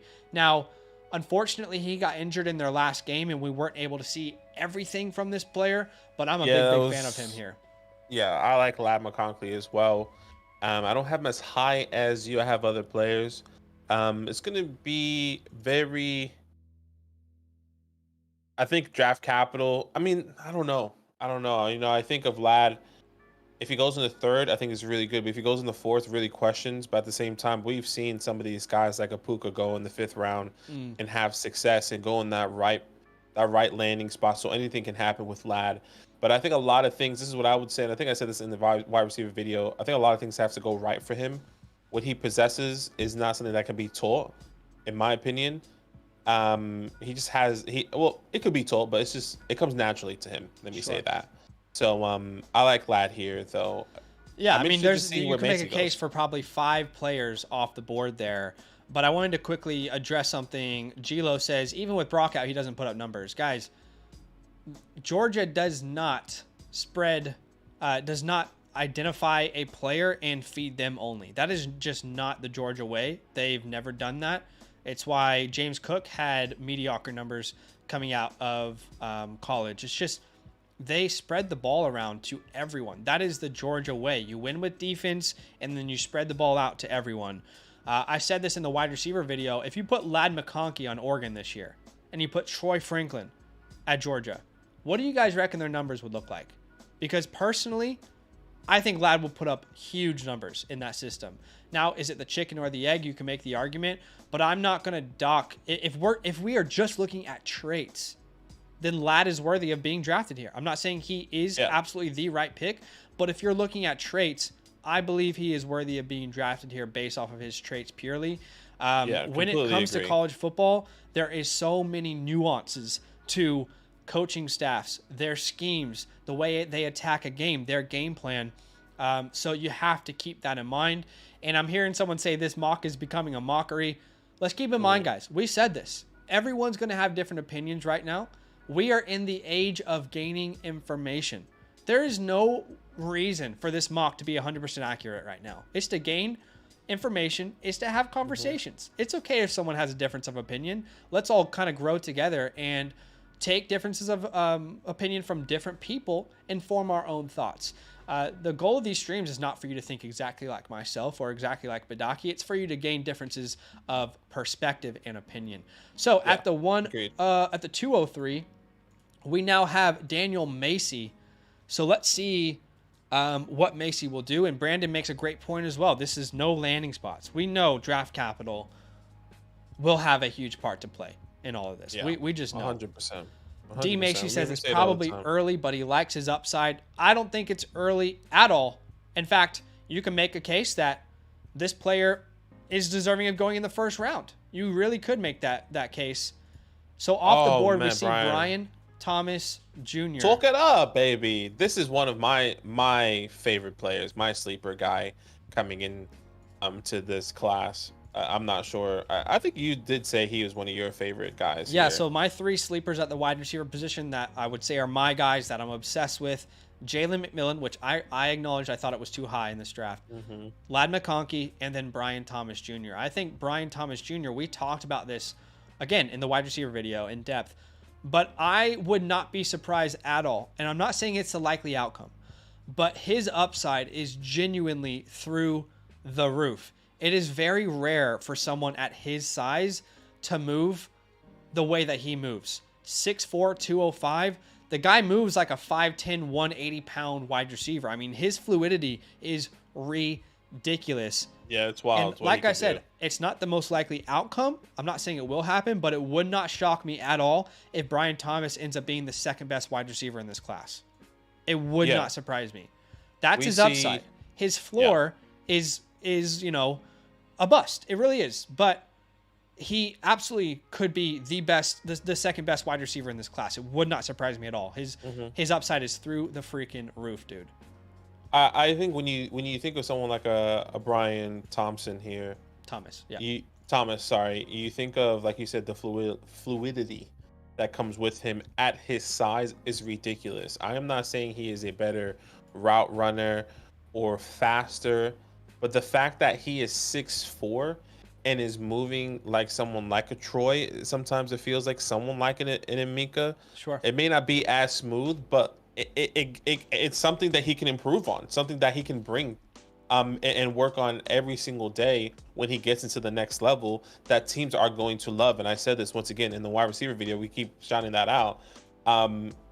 But, I said I won't be surprised this guy is a first-round pick in the NFL draft or probably even top 20 pick. I think that's how high his stock can be coming into this class here, into this NFL draft. So I'm really excited about Brian Thomas. And I think he can be worthy of the end of the first round. And like you said, maybe even higher depending on your leagues. Yeah, I definitely think I would be shocked if he doesn't end up going in the first round when all is said and done of these rookie drafts. And in the NFL draft, I personally think he's a lock for the top 20 of the first round. I think he'll go top 20. And when you look at comps for this guy, like I said, his ceiling is being the second best wide receiver in this class.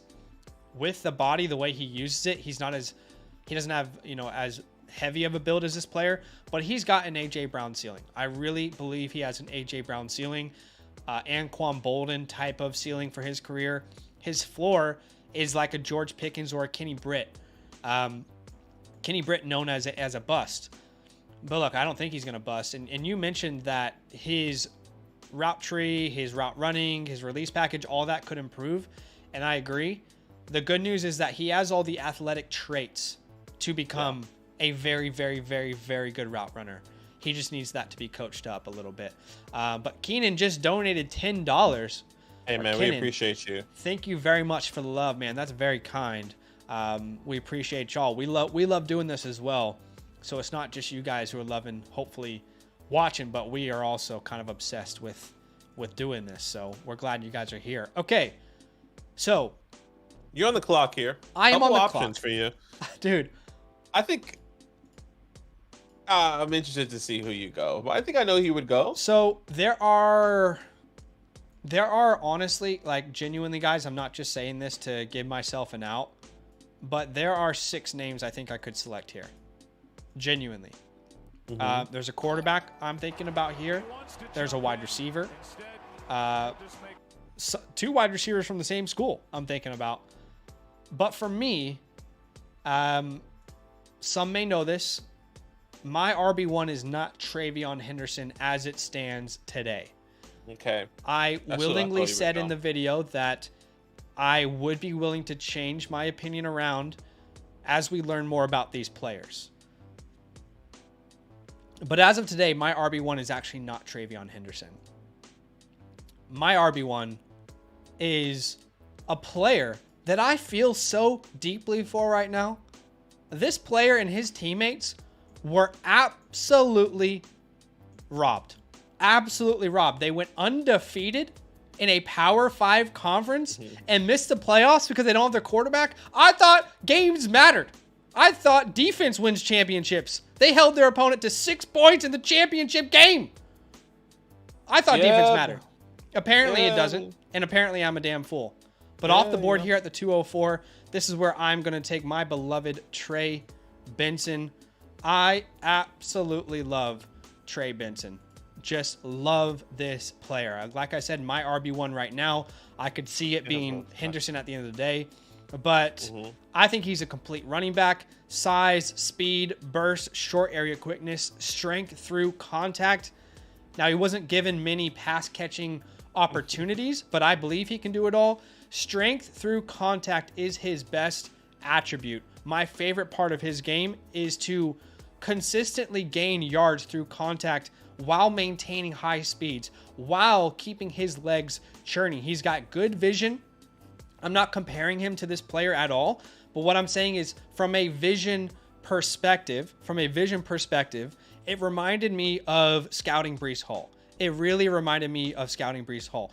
I'm not comparing them as players. I'm just saying purely from his ability to get the best out of every play with his vision. It reminded me of that player. And a lot of people talk about his long run speed like it's not there. Oh, you know, TreVeyon has a long run speed and Trey doesn't. That's just, frankly, that's just not true. It's just not true at all. According to Cam Miller of College Football Network, no player has hit 21 miles per hour or greater in a game more than Trey Benson this year. He's done it 3 times, which honestly, that lines up completely with what I have seen on film in the past 2 years. He's got great burst. His breakaway percentage currently stands at 52.1%, so he's got that home run hitting ability.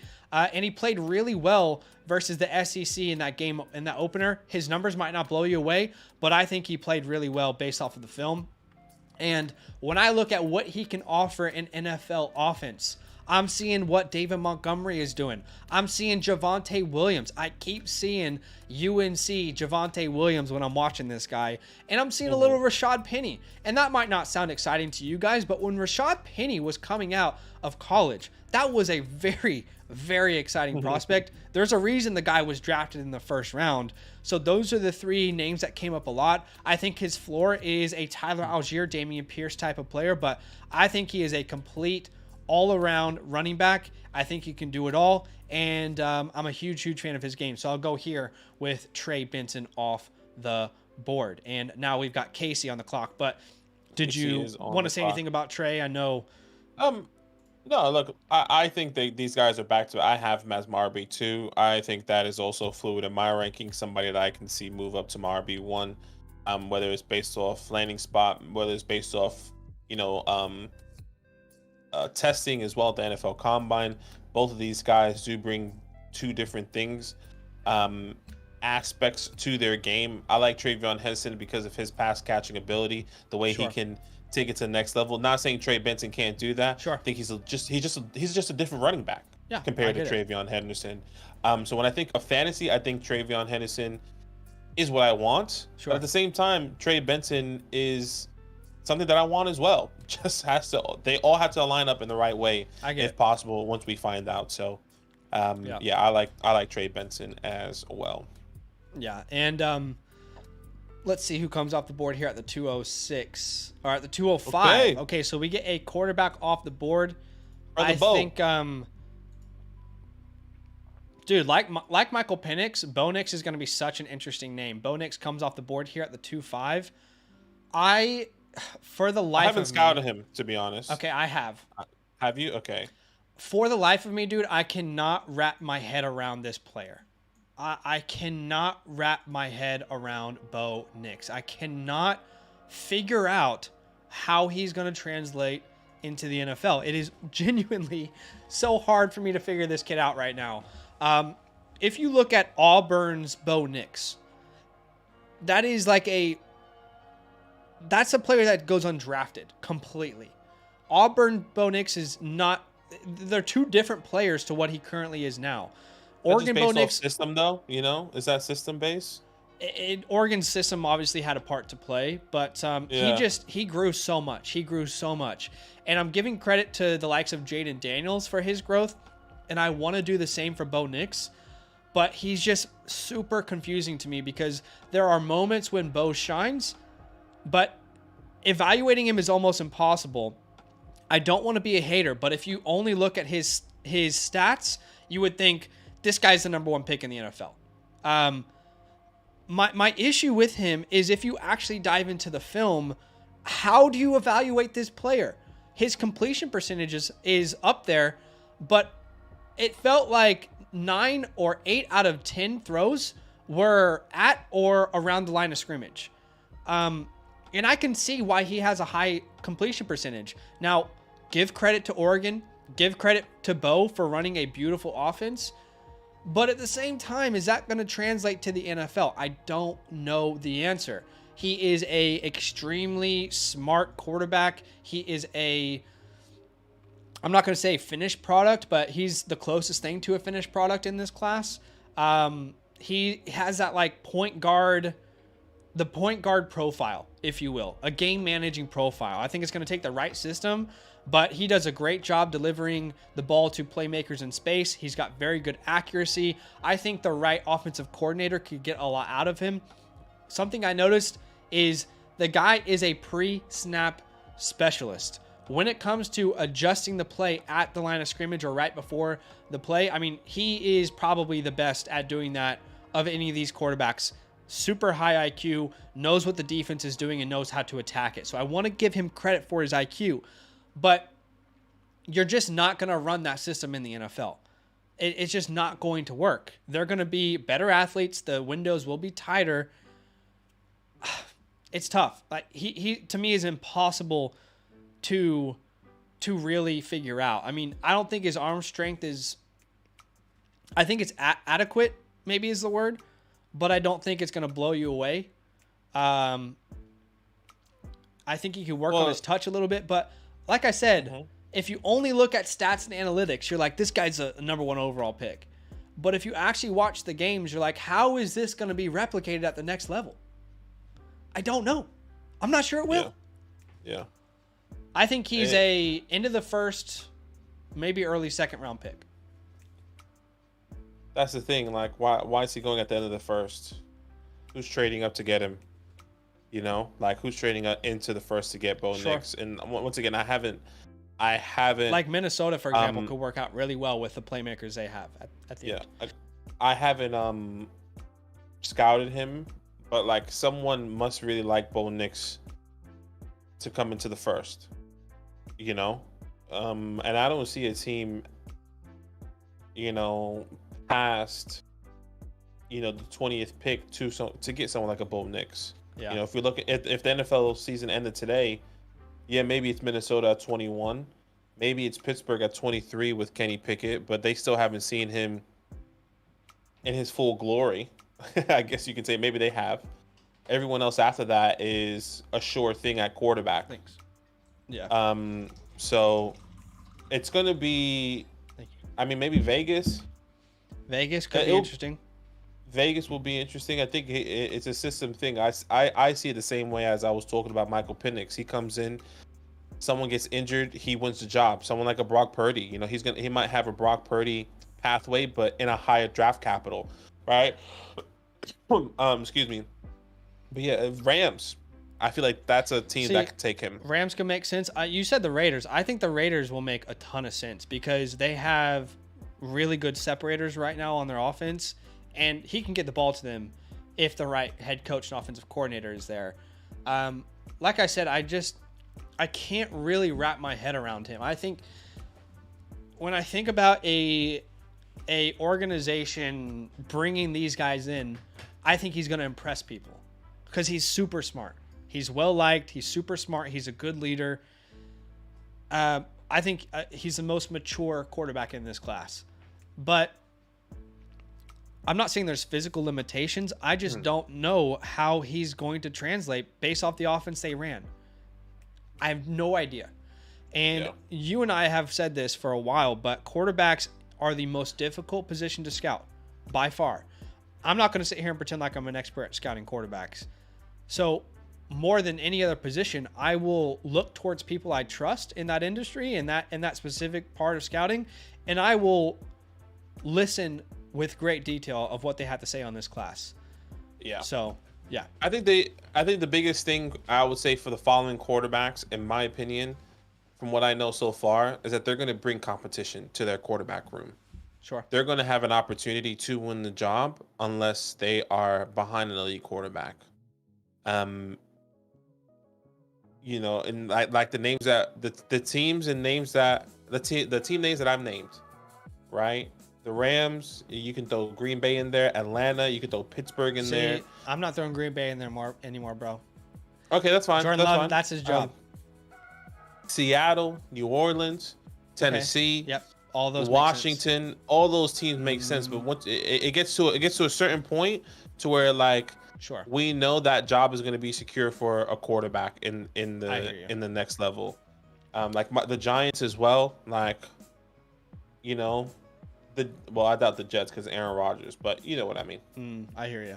Okay, so at the 206, this is where we see another quarterback. That is J.J. McCarthy off the board, and I got some Michigan friends in the Dynasty community. Y'all know. Obviously, Danny from Fantasy Stock Exchange. I talk to him a lot, kind of bounce ideas off of him. I've done the same with Kyle, my good friend, who helps me on the Devi page. And they're both Michigan fans. And I asked them about two players in particular this year. One was Roman Wilson, which we're probably not going to talk about today. The other one was J.J. McCarthy. I just asked him, I don't know what to do. I don't know what to do with J.J. McCarthy because it's kind of the opposite with Bo Nix. Like, Bo Nix is in an offense where it's like, let's throw the ball as much as we can. Let's spread it out and let's get these quick open passes. Michigan, it's almost like the opposite. I mean, if JJ throws the ball 15 to 20 times a game, Michigan's happy. They're ecstatic because their defense would have played well. They would have ran the ball well, and they probably won the game. I haven't seen a game where he really takes over. And I think the good thing for him, whether this is going to turn out good or not, is that he's about to face Alabama. And if they have an entire almost month to prepare for you, and you go out and ball against Alabama, that will do absolutely incredible things for his draft capital. What I will say is he has all of the things you cannot teach. Everything that you cannot teach, he's got. He's got the arm, he's got the body, the size, the athleticism, the rushing upside, the mobility. He has got everything that you would want if you built a quarterback in Madden. It's just, is it up here? And can we rely on you to be the reason we win? We don't know the answer. But I'll say this. If he goes to the right GM, the right head coach, the right coaching staff, I don't see a reason why he can't be successful in the NFL. Just a lot of question marks about him, maybe more than any quarterback in this class. And I think when it comes down to, once again, these quarterbacks, testing, landing spots are all going to matter. How do they separate themselves in there if they're all in that same tier? Yeah. Right? Like, Obviously, JJ and Michael Penix have that opportunity for the college playoffs. Bo doesn't. Jaden Daniels doesn't either. You know, Drake. Well, you think of these other quarterbacks that we still haven't spoken about. A lot. The littlest things are going to separate them in going into the NFL draft here. Yeah, and he could not declare. Someone said that, but yeah. Yeah, there's go ahead. You're on the clock there, but I'll just say, like, depending on how the next 3 to 4 months go, I could see JJ in the top 6 of the of a draft like this. I could see him in the top 6. I could see him in the first round. I could see him come back to school. I could see him fall in the draft. There's just a huge range of outcomes. But you're on the clock here. What do you think? Yeah, I am on the clock here. Somebody that I thought would be taken a lot higher. I'm not necessarily sure why he hasn't been taken higher. Maybe there's something that I don't know. For me, that would be Xavier Worthy here. Okay. At this point in time, I'm just pulling up my notes here. I was trying to pull up. Yeah, just while you do that, I think this is another one of those names where it's like, holy crap, we love this player. This class is so stacked. I just think that's what you're seeing. You know, it's like, yeah, there are going to be players that are falling. And this is why you and I have been saying, just don't sell your first or your second round picks this year, because there are really good players in the first and second round. But go ahead, tell us why you love them. Yeah, look, really good players in the first and second round. I just think that anything can happen when it comes down to this to these players here. But Xavier Worthy, someone that I just find fairly interesting. You know, 6'1", 170 pounds. Someone that has, you know, that quick twitchiness when he coming off the line. Somebody that I really like in the quick twitch suddenness, can manipulate defenders when he is in space. Obviously, of course, the versatility is there as well when he's playing for Texas. He can play in the slot and out wide here. One of my biggest concerns, obviously, is the drops. I said this in the video as well. I clearly love wide receivers that drop the ball because of Quentin Johnson, but I also love Xavier Worthy as well. Right. He has very inconsistent hands.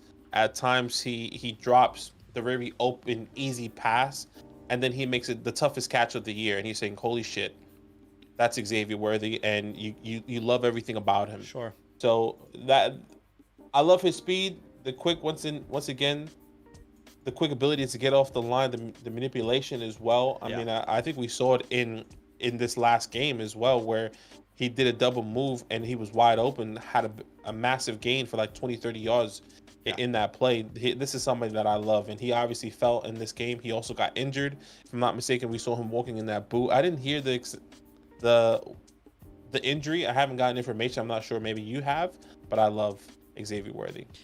Yeah, so Worthy is super interesting to me. He, you know, in a class that's just so deep, I think he went in the wrong class. And obviously he couldn't declare last year, right? Because he wasn't eligible. But I just feel like he's a lock for the first round last year. But this year it's just so deep. I'm not sure if he goes first or second round. I think he'll go second round. You think he goes second? I think he could. I think he goes later slip than into second, the first. yeah. I think so. Yeah. You know how Zay Flowers just kind of rose and then ended up in the first? I could see that happening. But he, unfortunately, is just in a class that is very, very good. But you're right. The hands are a concern. We were told last year that he had issues with his hands because, you know, he had, I think, a hand injury. And then the drop issues kind of showed up again this year. A lot of people compare him to two names, and I'm not knocking them for comparing them to these two names. I just don't think there's a perfect comp for him. The first one I see is Devonta Smith. People keep comparing him to Devonta Smith. I get it. He's a lanky guy, and he's a good route runner. But the issue is Devonta Smith is a very good catcher of the ball. He's a very good catcher of the ball, and he's a good contested catcher as well. Xavier Worthy has not shown to be a good contested catcher. Now, he can make some highlight plays like you mentioned, but this year alone, he is 3 of 11 for contested catches, about a 28% clip. That's 198th out of, I think, 250 wide receivers who have 50 targets minimum. He's had some drop issues. He struggles in press coverage, but I'm not going to dock him for his size because we don't care about size anymore with the NFL. At least I don't.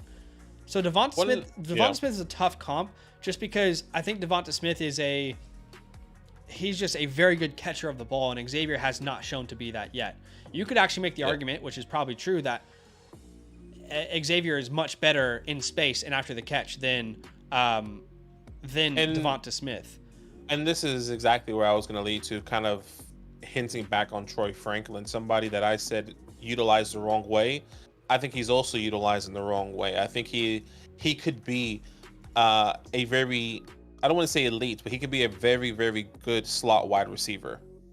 You get what I'm saying? I mean, 62% out wide. I mean, he hasn't broke 40% in the slot for Xavier Worthy, and I think you see the same traits as Troy Franklin. Xavier Worthy has it in different ways. He doesn't have the best hands, right? But he has the speed, and like we've seen in the chat, NFL loves the speed. Yeah, he can be in the low 4 or the high 4.9 or 4.2s, excuse me, and then being a slot wide receiver, he can also extend the play if you get him in space. So yeah, he's another wide receiver that I think is being utilized the wrong way in college. We'll wait and see what that looks like. I don't know. I kind of think they used him. Just my personal opinion. I think they used him the best they could. My concern is I don't think, like, for example, the wide receivers that have gone off the board already, Brian Thomas, I think he can be a number 1. You can make an argument with Ladd, maybe not. Troy Franklin, I think he can be a 1. Probably not Jalen, maybe, but I think Amika, Rome, Malik, Marvin, I think those can all be 1s. I don't think Xavier Worthy is a 1. I think if he goes, like, let's say Xavier goes to Tennessee, I'm concerned about, like, how many times are you getting the ball for this kind of player? But the other comp that I heard that I don't think is very good is Tank Dell. People keep comping him to Tank Dell. I get it because of the size, but it just doesn't fit for me. There's 2 key differences between those players. Xavier Worthy has truly elite long run speed. He'll probably be like a 4.3, early 4.3s, somewhere around there. Whereas Tank Dell, his speed is really in his short area quickness and his deceptiveness rather than long run speed. Like, remember, Tank Dell, I think he tested at, like, was it a 4.49 he ran or something? His short area quickness is what's elite about him. And Tank Dell is already an elite route runner and separator. Now, I believe that we could see a scenario in which Xavier Worthy gets to be that, but I don't think right now he's as technically sound as Tank Dell was coming out. But look, there's no perfect comp. What I'm trying to say is there's no perfect comp. There's a couple players who are just super unique. Troy Franklin's one of them. Xavier Worthy's another one. I love both of these guys. I said Deshaun Jackson felt closest for me. Okay. And I saw someone put it in the chat. It's kind of like a combo between Deshaun and Hollywood Brown. I can see a lot of similarities between those 2 names. I think he could go in the first. I do. But it's just the wrong class for him to be in. He's a first round pick in any other class. I don't know about this one. By the way, shout out to Mark, who just donated and said send Worthy to the Chiefs. The Chiefs. And this is what I don't want. I said that with Troy Franklin and Xavier Worthy in this video. I don't want him to go to the Chiefs to just be the long run, the deep ball guy. Maybe I want that because he's playing with Patrick Mahomes. Yes, that's great. But, like, you put him in a box then. You don't really show his true traits. And one of his true traits is that long run speed, but put him in the slot. And one of the things you said was that you can see Troy and Xavier, or you said Troy can be an elite wide receiver 1. I don't know. I wouldn't use the word elite, but like a very good wide receiver 1. Yeah. I think both of these guys, Troy and Xavier, could be wide receiver 1B. Someone that complements their true wide receiver 1, like the Devonta Smith. I think Devonta Smith kind of excelled that personally, but I think of Jalen Waddle. We think Jalen Waddle could be a wide receiver 1 on any team. I think I had to see it first in the next level, but I think they come in be a complement to an elite wide receiver 1. Like, for example, if Troy Franklin goes to the Bills and he's a slot wide receiver, he's complementing Stephon Diggs, for example. Sure. Or it can be anyone along the lines, right? It can be DJ Moore with Troy or Xavier in the slot, you know? Yeah. That's the type of thought process I have for both of these guys. Mark, thank you so much for your donation, man. Really appreciate that. And I will just say, as a Chiefs fan, I am a little bit nervous about Xavier going to Kansas City only because we already have so many drop issues. I'm not going to go ahead and say Xavier is someone who has drop issues, but it is showing up on film a little bit. It just concerns me that person. Like Kadarius Toney had all those issues. Sky Moore can't catch the ball. Rashee Rice, as good as he is, he can't catch the ball consistently.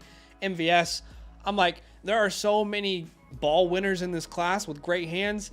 Can we get one of them guys? You know, but I could see where I think he'll be mocked to the Chiefs a lot. It makes a lot of sense. Yeah, it's going to be frustrating. I hope he doesn't go there. But if he does, the upside is still there, I would say. It's just putting him in a box, unfortunately. Yeah. All right. At the 208 here. Brandon here is at the 208, and he says he's going to take the clear. He says clear. Best running back on the board. Oh, okay. And for him, that is a player that you and I both love, which is Marshawn Lloyd. Marshawn Lloyd comes off the board here.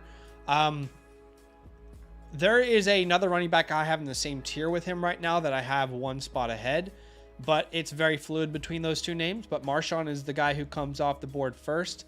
It's a copycat league. And I'm not saying that Marshawn Lloyd is Devon Achane because he doesn't have the same elite traits that Achane has. But if you're looking for a guy who's lightning in a bottle, who you can give the ball to 8 to 15 times a game and he can just be a game changer for you, that is Marshawn Lloyd. So he's a very, very exciting player to watch.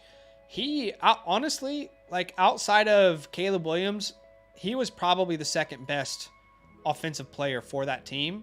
And I know that doesn't say a lot because we talked about how bad their weapons were, but yeah, he's an exciting player to watch. Great burst, long run speed, cuts through lanes like a hot knife through butter.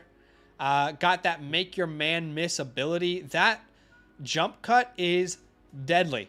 I mean, send the defender to the hospital type of deadly.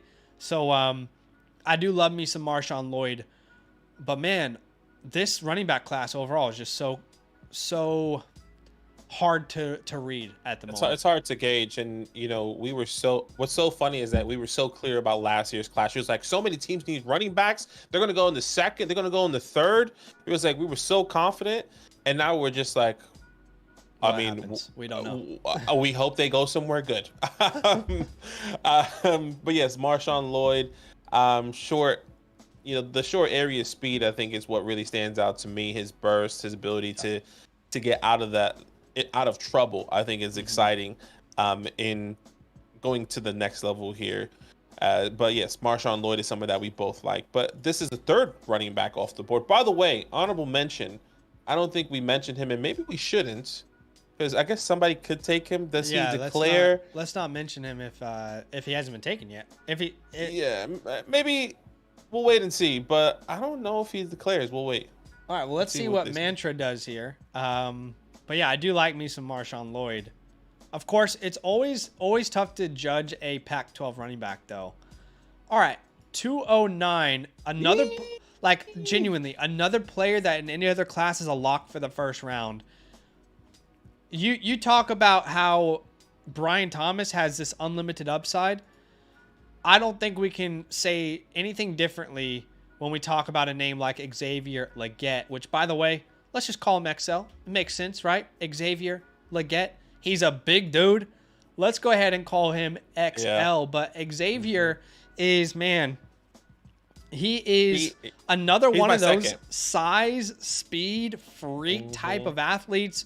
You can see the ridiculous upside of the A.J. Brown, DK Metcalf type comps just purely with his play and his movements. It's there for me. He's one of my favorites. He's one of your favorites. One of my comps for him was actually Cordell Patterson. And that might not sound exciting, but I would encourage you guys to think about what Cordell Patterson could do today if he was drafted in the NFL. If Cordell Patterson entered the NFL today as a rookie, I mean, he would be a very exciting player for the NFL. But yeah, he tested out really, or his analytics look really, really good. He had a 75.6% catch percentage, which is 17th best. His PFF receiving grade is 11th best. He only has a 3% drop rate. Reliable hands for sure. He's a Herculean type athlete, 6'3", 227. He moves different at that size. I mean, I would not be surprised if at 6'3", 230, he runs like a 4.37 or something ridiculous. Yeah. It would not surprise me at all, dude. This is the type of player that you see go up draft boards because of his size, because of his speed, because of what he can Christian be. Watson effect, maybe. Yeah, the DK Metcalf effect as well. Like, he got onto the board with that picture, with his speed, with his size, and we were like, holy shit, DK is the next god. Which he's been okay in the NFL and for fantasy, without a doubt. I mean, we saw this game against the Cowboys on Thursday here, but that is a type of speed. I think the biggest downfall, because he did hit on the traits that I like, which was his hands, his the way he doesn't drop the ball, his PFF grade, his size, is the fact that he's an older prospect. Yeah, an older wide receiver. Means a little bit more at wide receiver than quarterback to be. Yeah, he really didn't break. I think this was the year he broke out. If I'm not mistaken, at the age of 22, Xavier is. Yeah, I actually wrote. He's a fifth-year senior, by the way, and he just broke out. Just to add on to what you're saying, I'll hand it right back to you. But at the age of 22, check this out. He's been in college for 5 years. In 4 years. His first 4 years, he had 400 receiving yards. And this year, he's more than doubled that already. So it's strange. Like, why did it take you 5 years to break out? But just to add on to your thought there. Yeah. That's basically it. I would say this is a guy I can see going in the high early second round. Yeah. I'll be really surprised if he goes into the first round. I think so too, with the talent this year. With the talent this year, like, this is somebody that I get excited when you say, and you may not like this, when you say the Chiefs. You need a big body guy that can run, that can go up and get a ball, that can play inside and outside potentially. If you really want to get creative with him, that's Xavier. But obviously that's just me nitpicking. I would love him to go to a good quarterback. I just want a really technically sound route runner. I want us to draft that player, a very technically sound route runner, and that is one of Xavier's, I wouldn't say weaknesses, but I don't think he's technically sound as a route runner. He doesn't have a very large route tree at the moment. It's very clear how he wins. It's with his size and his speed. There's a lot of nuance he could, grow there. But similar to Brian Thomas, he has the athleticism to be a very good route runner. It just needs to be coached up. My one biggest concern with him, last thing I'll say, is how much he struggled versus press. And you'll only really see that on the All-22. But I felt at 6'3"? At 6'3", 230, I did not expect to see him to kind of struggle against press coverage. And I think that is more of, again, being coached up specifically in his release package. How are you manipulating a defender as soon as the play happens, as soon as the ball is snapped? You are automatically putting yourself at an advantage or a disadvantage with your release package. She just doesn't really have a release package right now. So that if that was something that was to be coached into him, the upside is through the roof. But yeah, I want someone who's a really good route runner on our team. Like, I would love Jalen McMillan or Ladd McConkey. Those guys would really excite me. But yeah, anything else on Xavier before we move on? I mean, dude's a freak athlete. Yeah, he's a freak athlete. We love him. By the way, game starts in about 15 minutes. Yeah, we'll get through the second round here, and then we'll leave time for some questions before Monday Night Football starts. I hope you guys are enjoying this. If you are, do us a favor and hit that like button. We're going to do this again on Wednesday night, so don't miss out on Wednesday night. But the next player off the board, it is another Texas wide receiver, and I've heard his name pronounced so many different ways. I don't know how to say it. I don't know what he prefers. I'm just going to say Adonai Mitchell off the board. I've heard AD Mitchell. I know he used to go by that. I don't think he does anymore.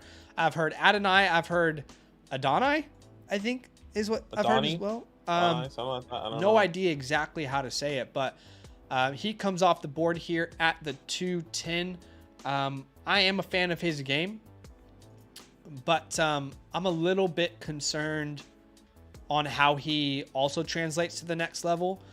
With the amount of talent, I keep seeing him mocked in the first round. With the amount of talent in this draft, I'm just not sure that he's worthy of a first round pick. But let's talk about the good things with him. He's played very well versus good competition. When they played Alabama this year, he faced Kool-Aid McKinstry, which is one of the best cornerbacks in this class. At least it's believed he is right now. Yeah. And he beat Kool-Aid McKinstry in a lot of different ways. Deceived him on routes, beat him in contested catches, like a little bit of everything. It was super, super impressive, and that might be enough for a team to really buy in on him.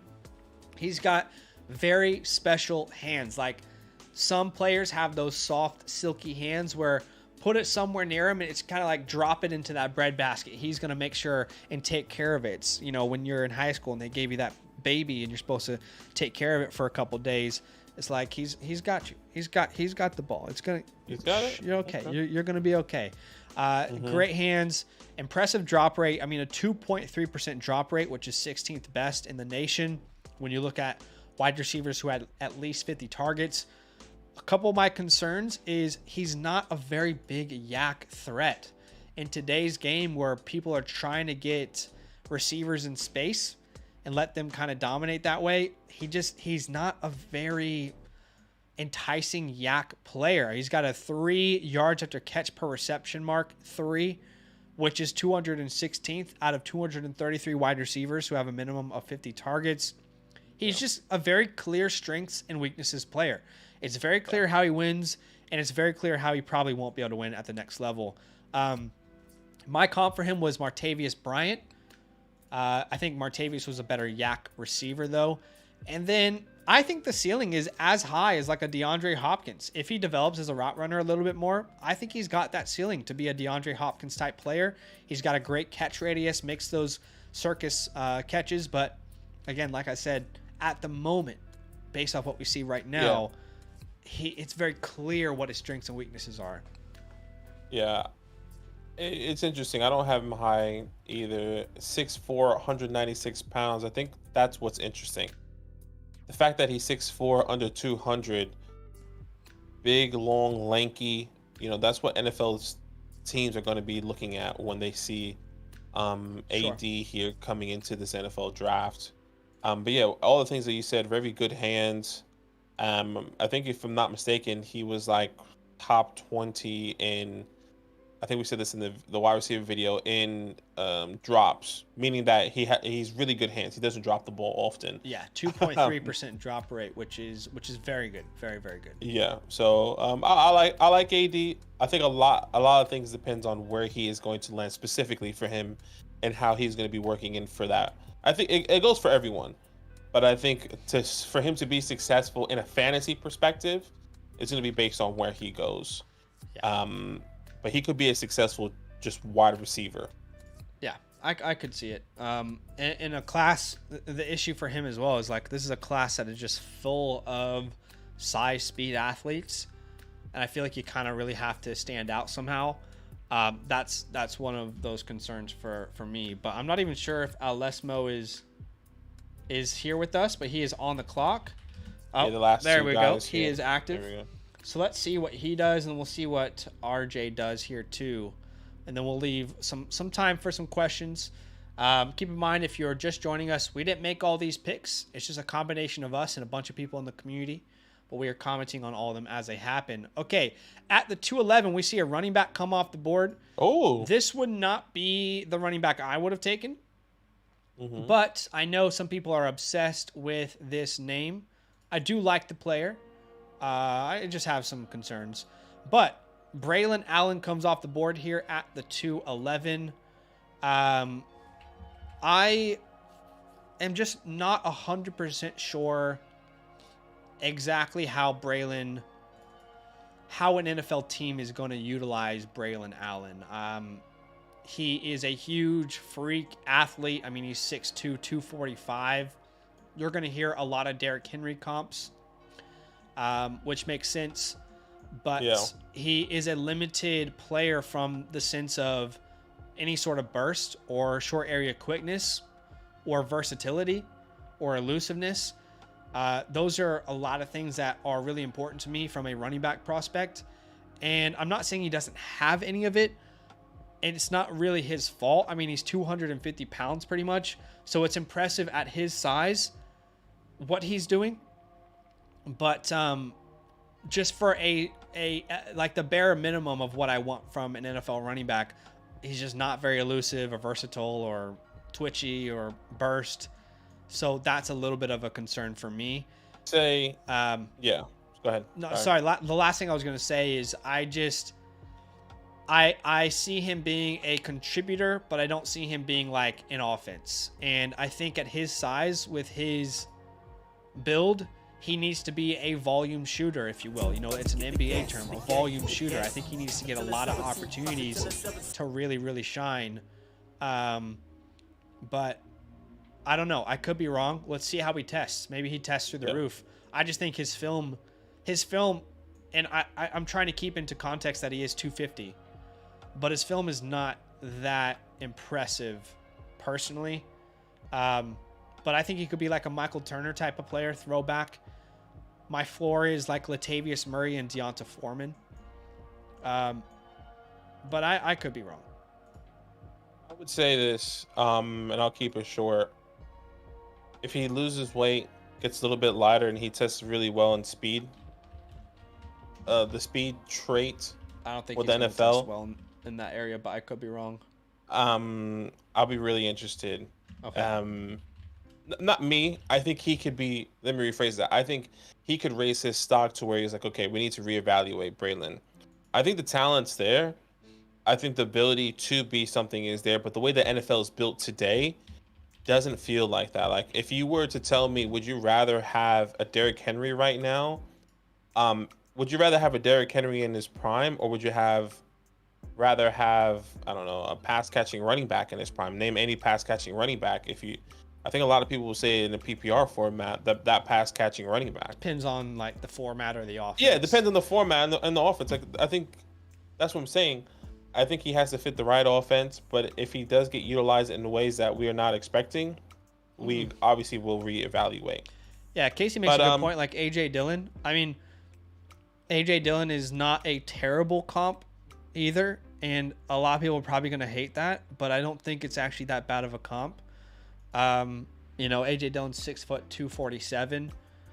I personally wouldn't be excited about AJ Dillon if he was in the draft right now. No. You know? No. But again, I could be super wrong about that. I wasn't excited about AJ Dillon in his draft. I don't see AJ here, so why don't you and I decide who goes off the board next? I know who my pick would be. Do you have a clear pick? I know who it would be for me.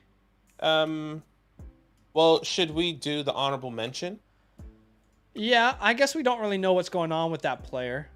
But if this player was healthy, he would be my RB1 in the class. I assume that's who you're talking about. Yeah, the guy that we both loved. I think we still love him, but just got injured, tore his ACL this year, unfortunately. We have no idea if he's going to come back to college. It's probably the best route for him. We don't know if he's going to go to the NFL. We have no idea, but pre-injury, this would have been both of our RB1s in the class. That is Jonathan Brooks. So we'll just give him an honorable mention.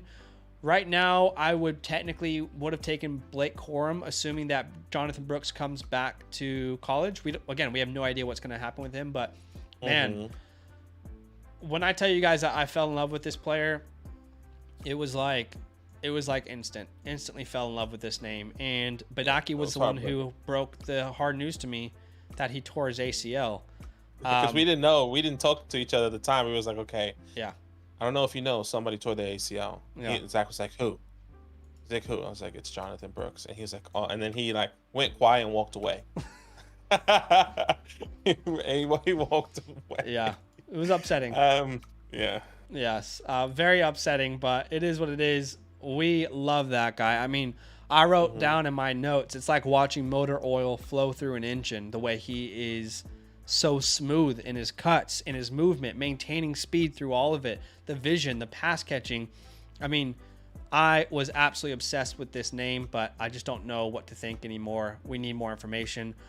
I would have personally taken Blake Corum over Braylon Allen. I don't know about you. Yeah, he's definitely somebody. I think I would have taken the tight end in Sanders. Jatavion Sanders. I haven't scouted him, but with what I've been hearing, he's probably worthy of a, depending on how I don't know, but from what I'm hearing, he's worthy of a middle second to early second, from what I'm hearing. Yeah, I could see that for sure. He's an undersized, really athletic tight end receiver, so I could definitely see that happening, depending on your formats. Yeah, so that is it for today, but we will take a quick second and go through some of these questions. So start putting some questions in the chat. We will be putting one quarterback mocks in videos. So actually tomorrow we're recording a one quarterback mock that will be on the channel this week for all you one quarterback people. And can I take a quick second and shout out to Flock Fantasy website. Oops, all those players are now kind of showing up there. But if you guys want to support us, go ahead and head over to the Flock Fantasy website. Our rookie rankings will be up there very soon. Yeah. I'll go ahead and put a link in the chat, but our rookie rankings will be up over on the Flock Fantasy website very, very soon. That website is just consistently getting better and better and better, guys. Trade calculator just came out. That's getting better. We have community rankings, which I think are going to be even better than keep trade cuts. We've got one quarterback Superflex Dynasty rankings. Soon our rookie rankings will be on there. Articles from all the best minds in the industry. So if you're going to go ahead and sign up, make sure you sign up and use our promo code LAND. By the way, if you do sign up, if you choose that top tier, which is called the Mother Flocker tier, if you choose that tier, you're going to get a live review of your Dynasty team on this channel. If you want us to break down your team, talk about your strengths, your weaknesses, some moves that we might make, all that is available to you if you sign up to that Mother Flocker tier with our promo code LAND. You'll also unlock the Dynasty Trade Show, which is a show that we do weekly. We'll be looking at your trades weekly on the show. You'll unlock the Fantasy Hotline, which is a direct DM to ask us for advice. So much in that package over there. And just so you guys know, each year we release what we call our scouting and our, what do we call it? Our scouting package. It's going to be a new name. It's going to be a new name this year. Yeah. But it's just a scouting package where we have every single player broken down with all of our thoughts, all of our notes, our thoughts, grades, projections, comps, our comparisons, comps. Everything. Yeah, everything is going to be on there. That we see for them. That whole package where we break down most of these players is going to be available at Christmas. We are pretty sure we're going to be able to get it out there before Christmas.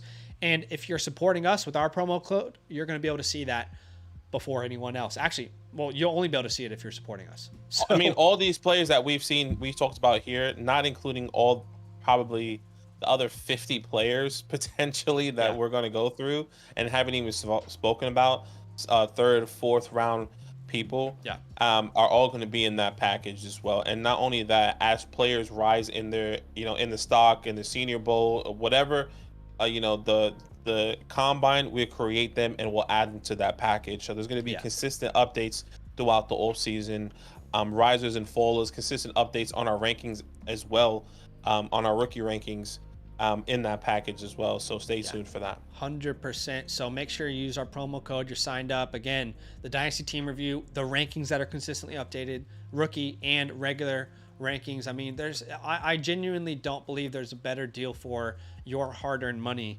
than the type of offerings we have over there. So make sure you go check it out. We will answer some questions really quickly here. Let's see. If Brooks declares, here's my pick at 209. Yeah, if Brooks declares, I probably wouldn't let him past the 206.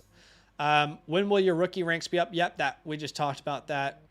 Brandon says, I'm proud of this group for not drafting Corum. He's so overrated. I actually think he's good, but we'll see. Quinn Ewers, Quinn Ewers could declare. That could change everything. Jalen Polk we'll talk about, I'm sure, a lot this offseason. We said one quarterback video will be out this week. Jared says, thanks for the mock. No worries, man. Appreciate you. Up here, Tanner says, I think someone said Amika will test similar to JSN. It doesn't have elite long speed. Yeah, I don't think Amika's running in the 4.3s based off what I saw. What about you? Am I wrong? No, maybe I'm wrong. I don't think.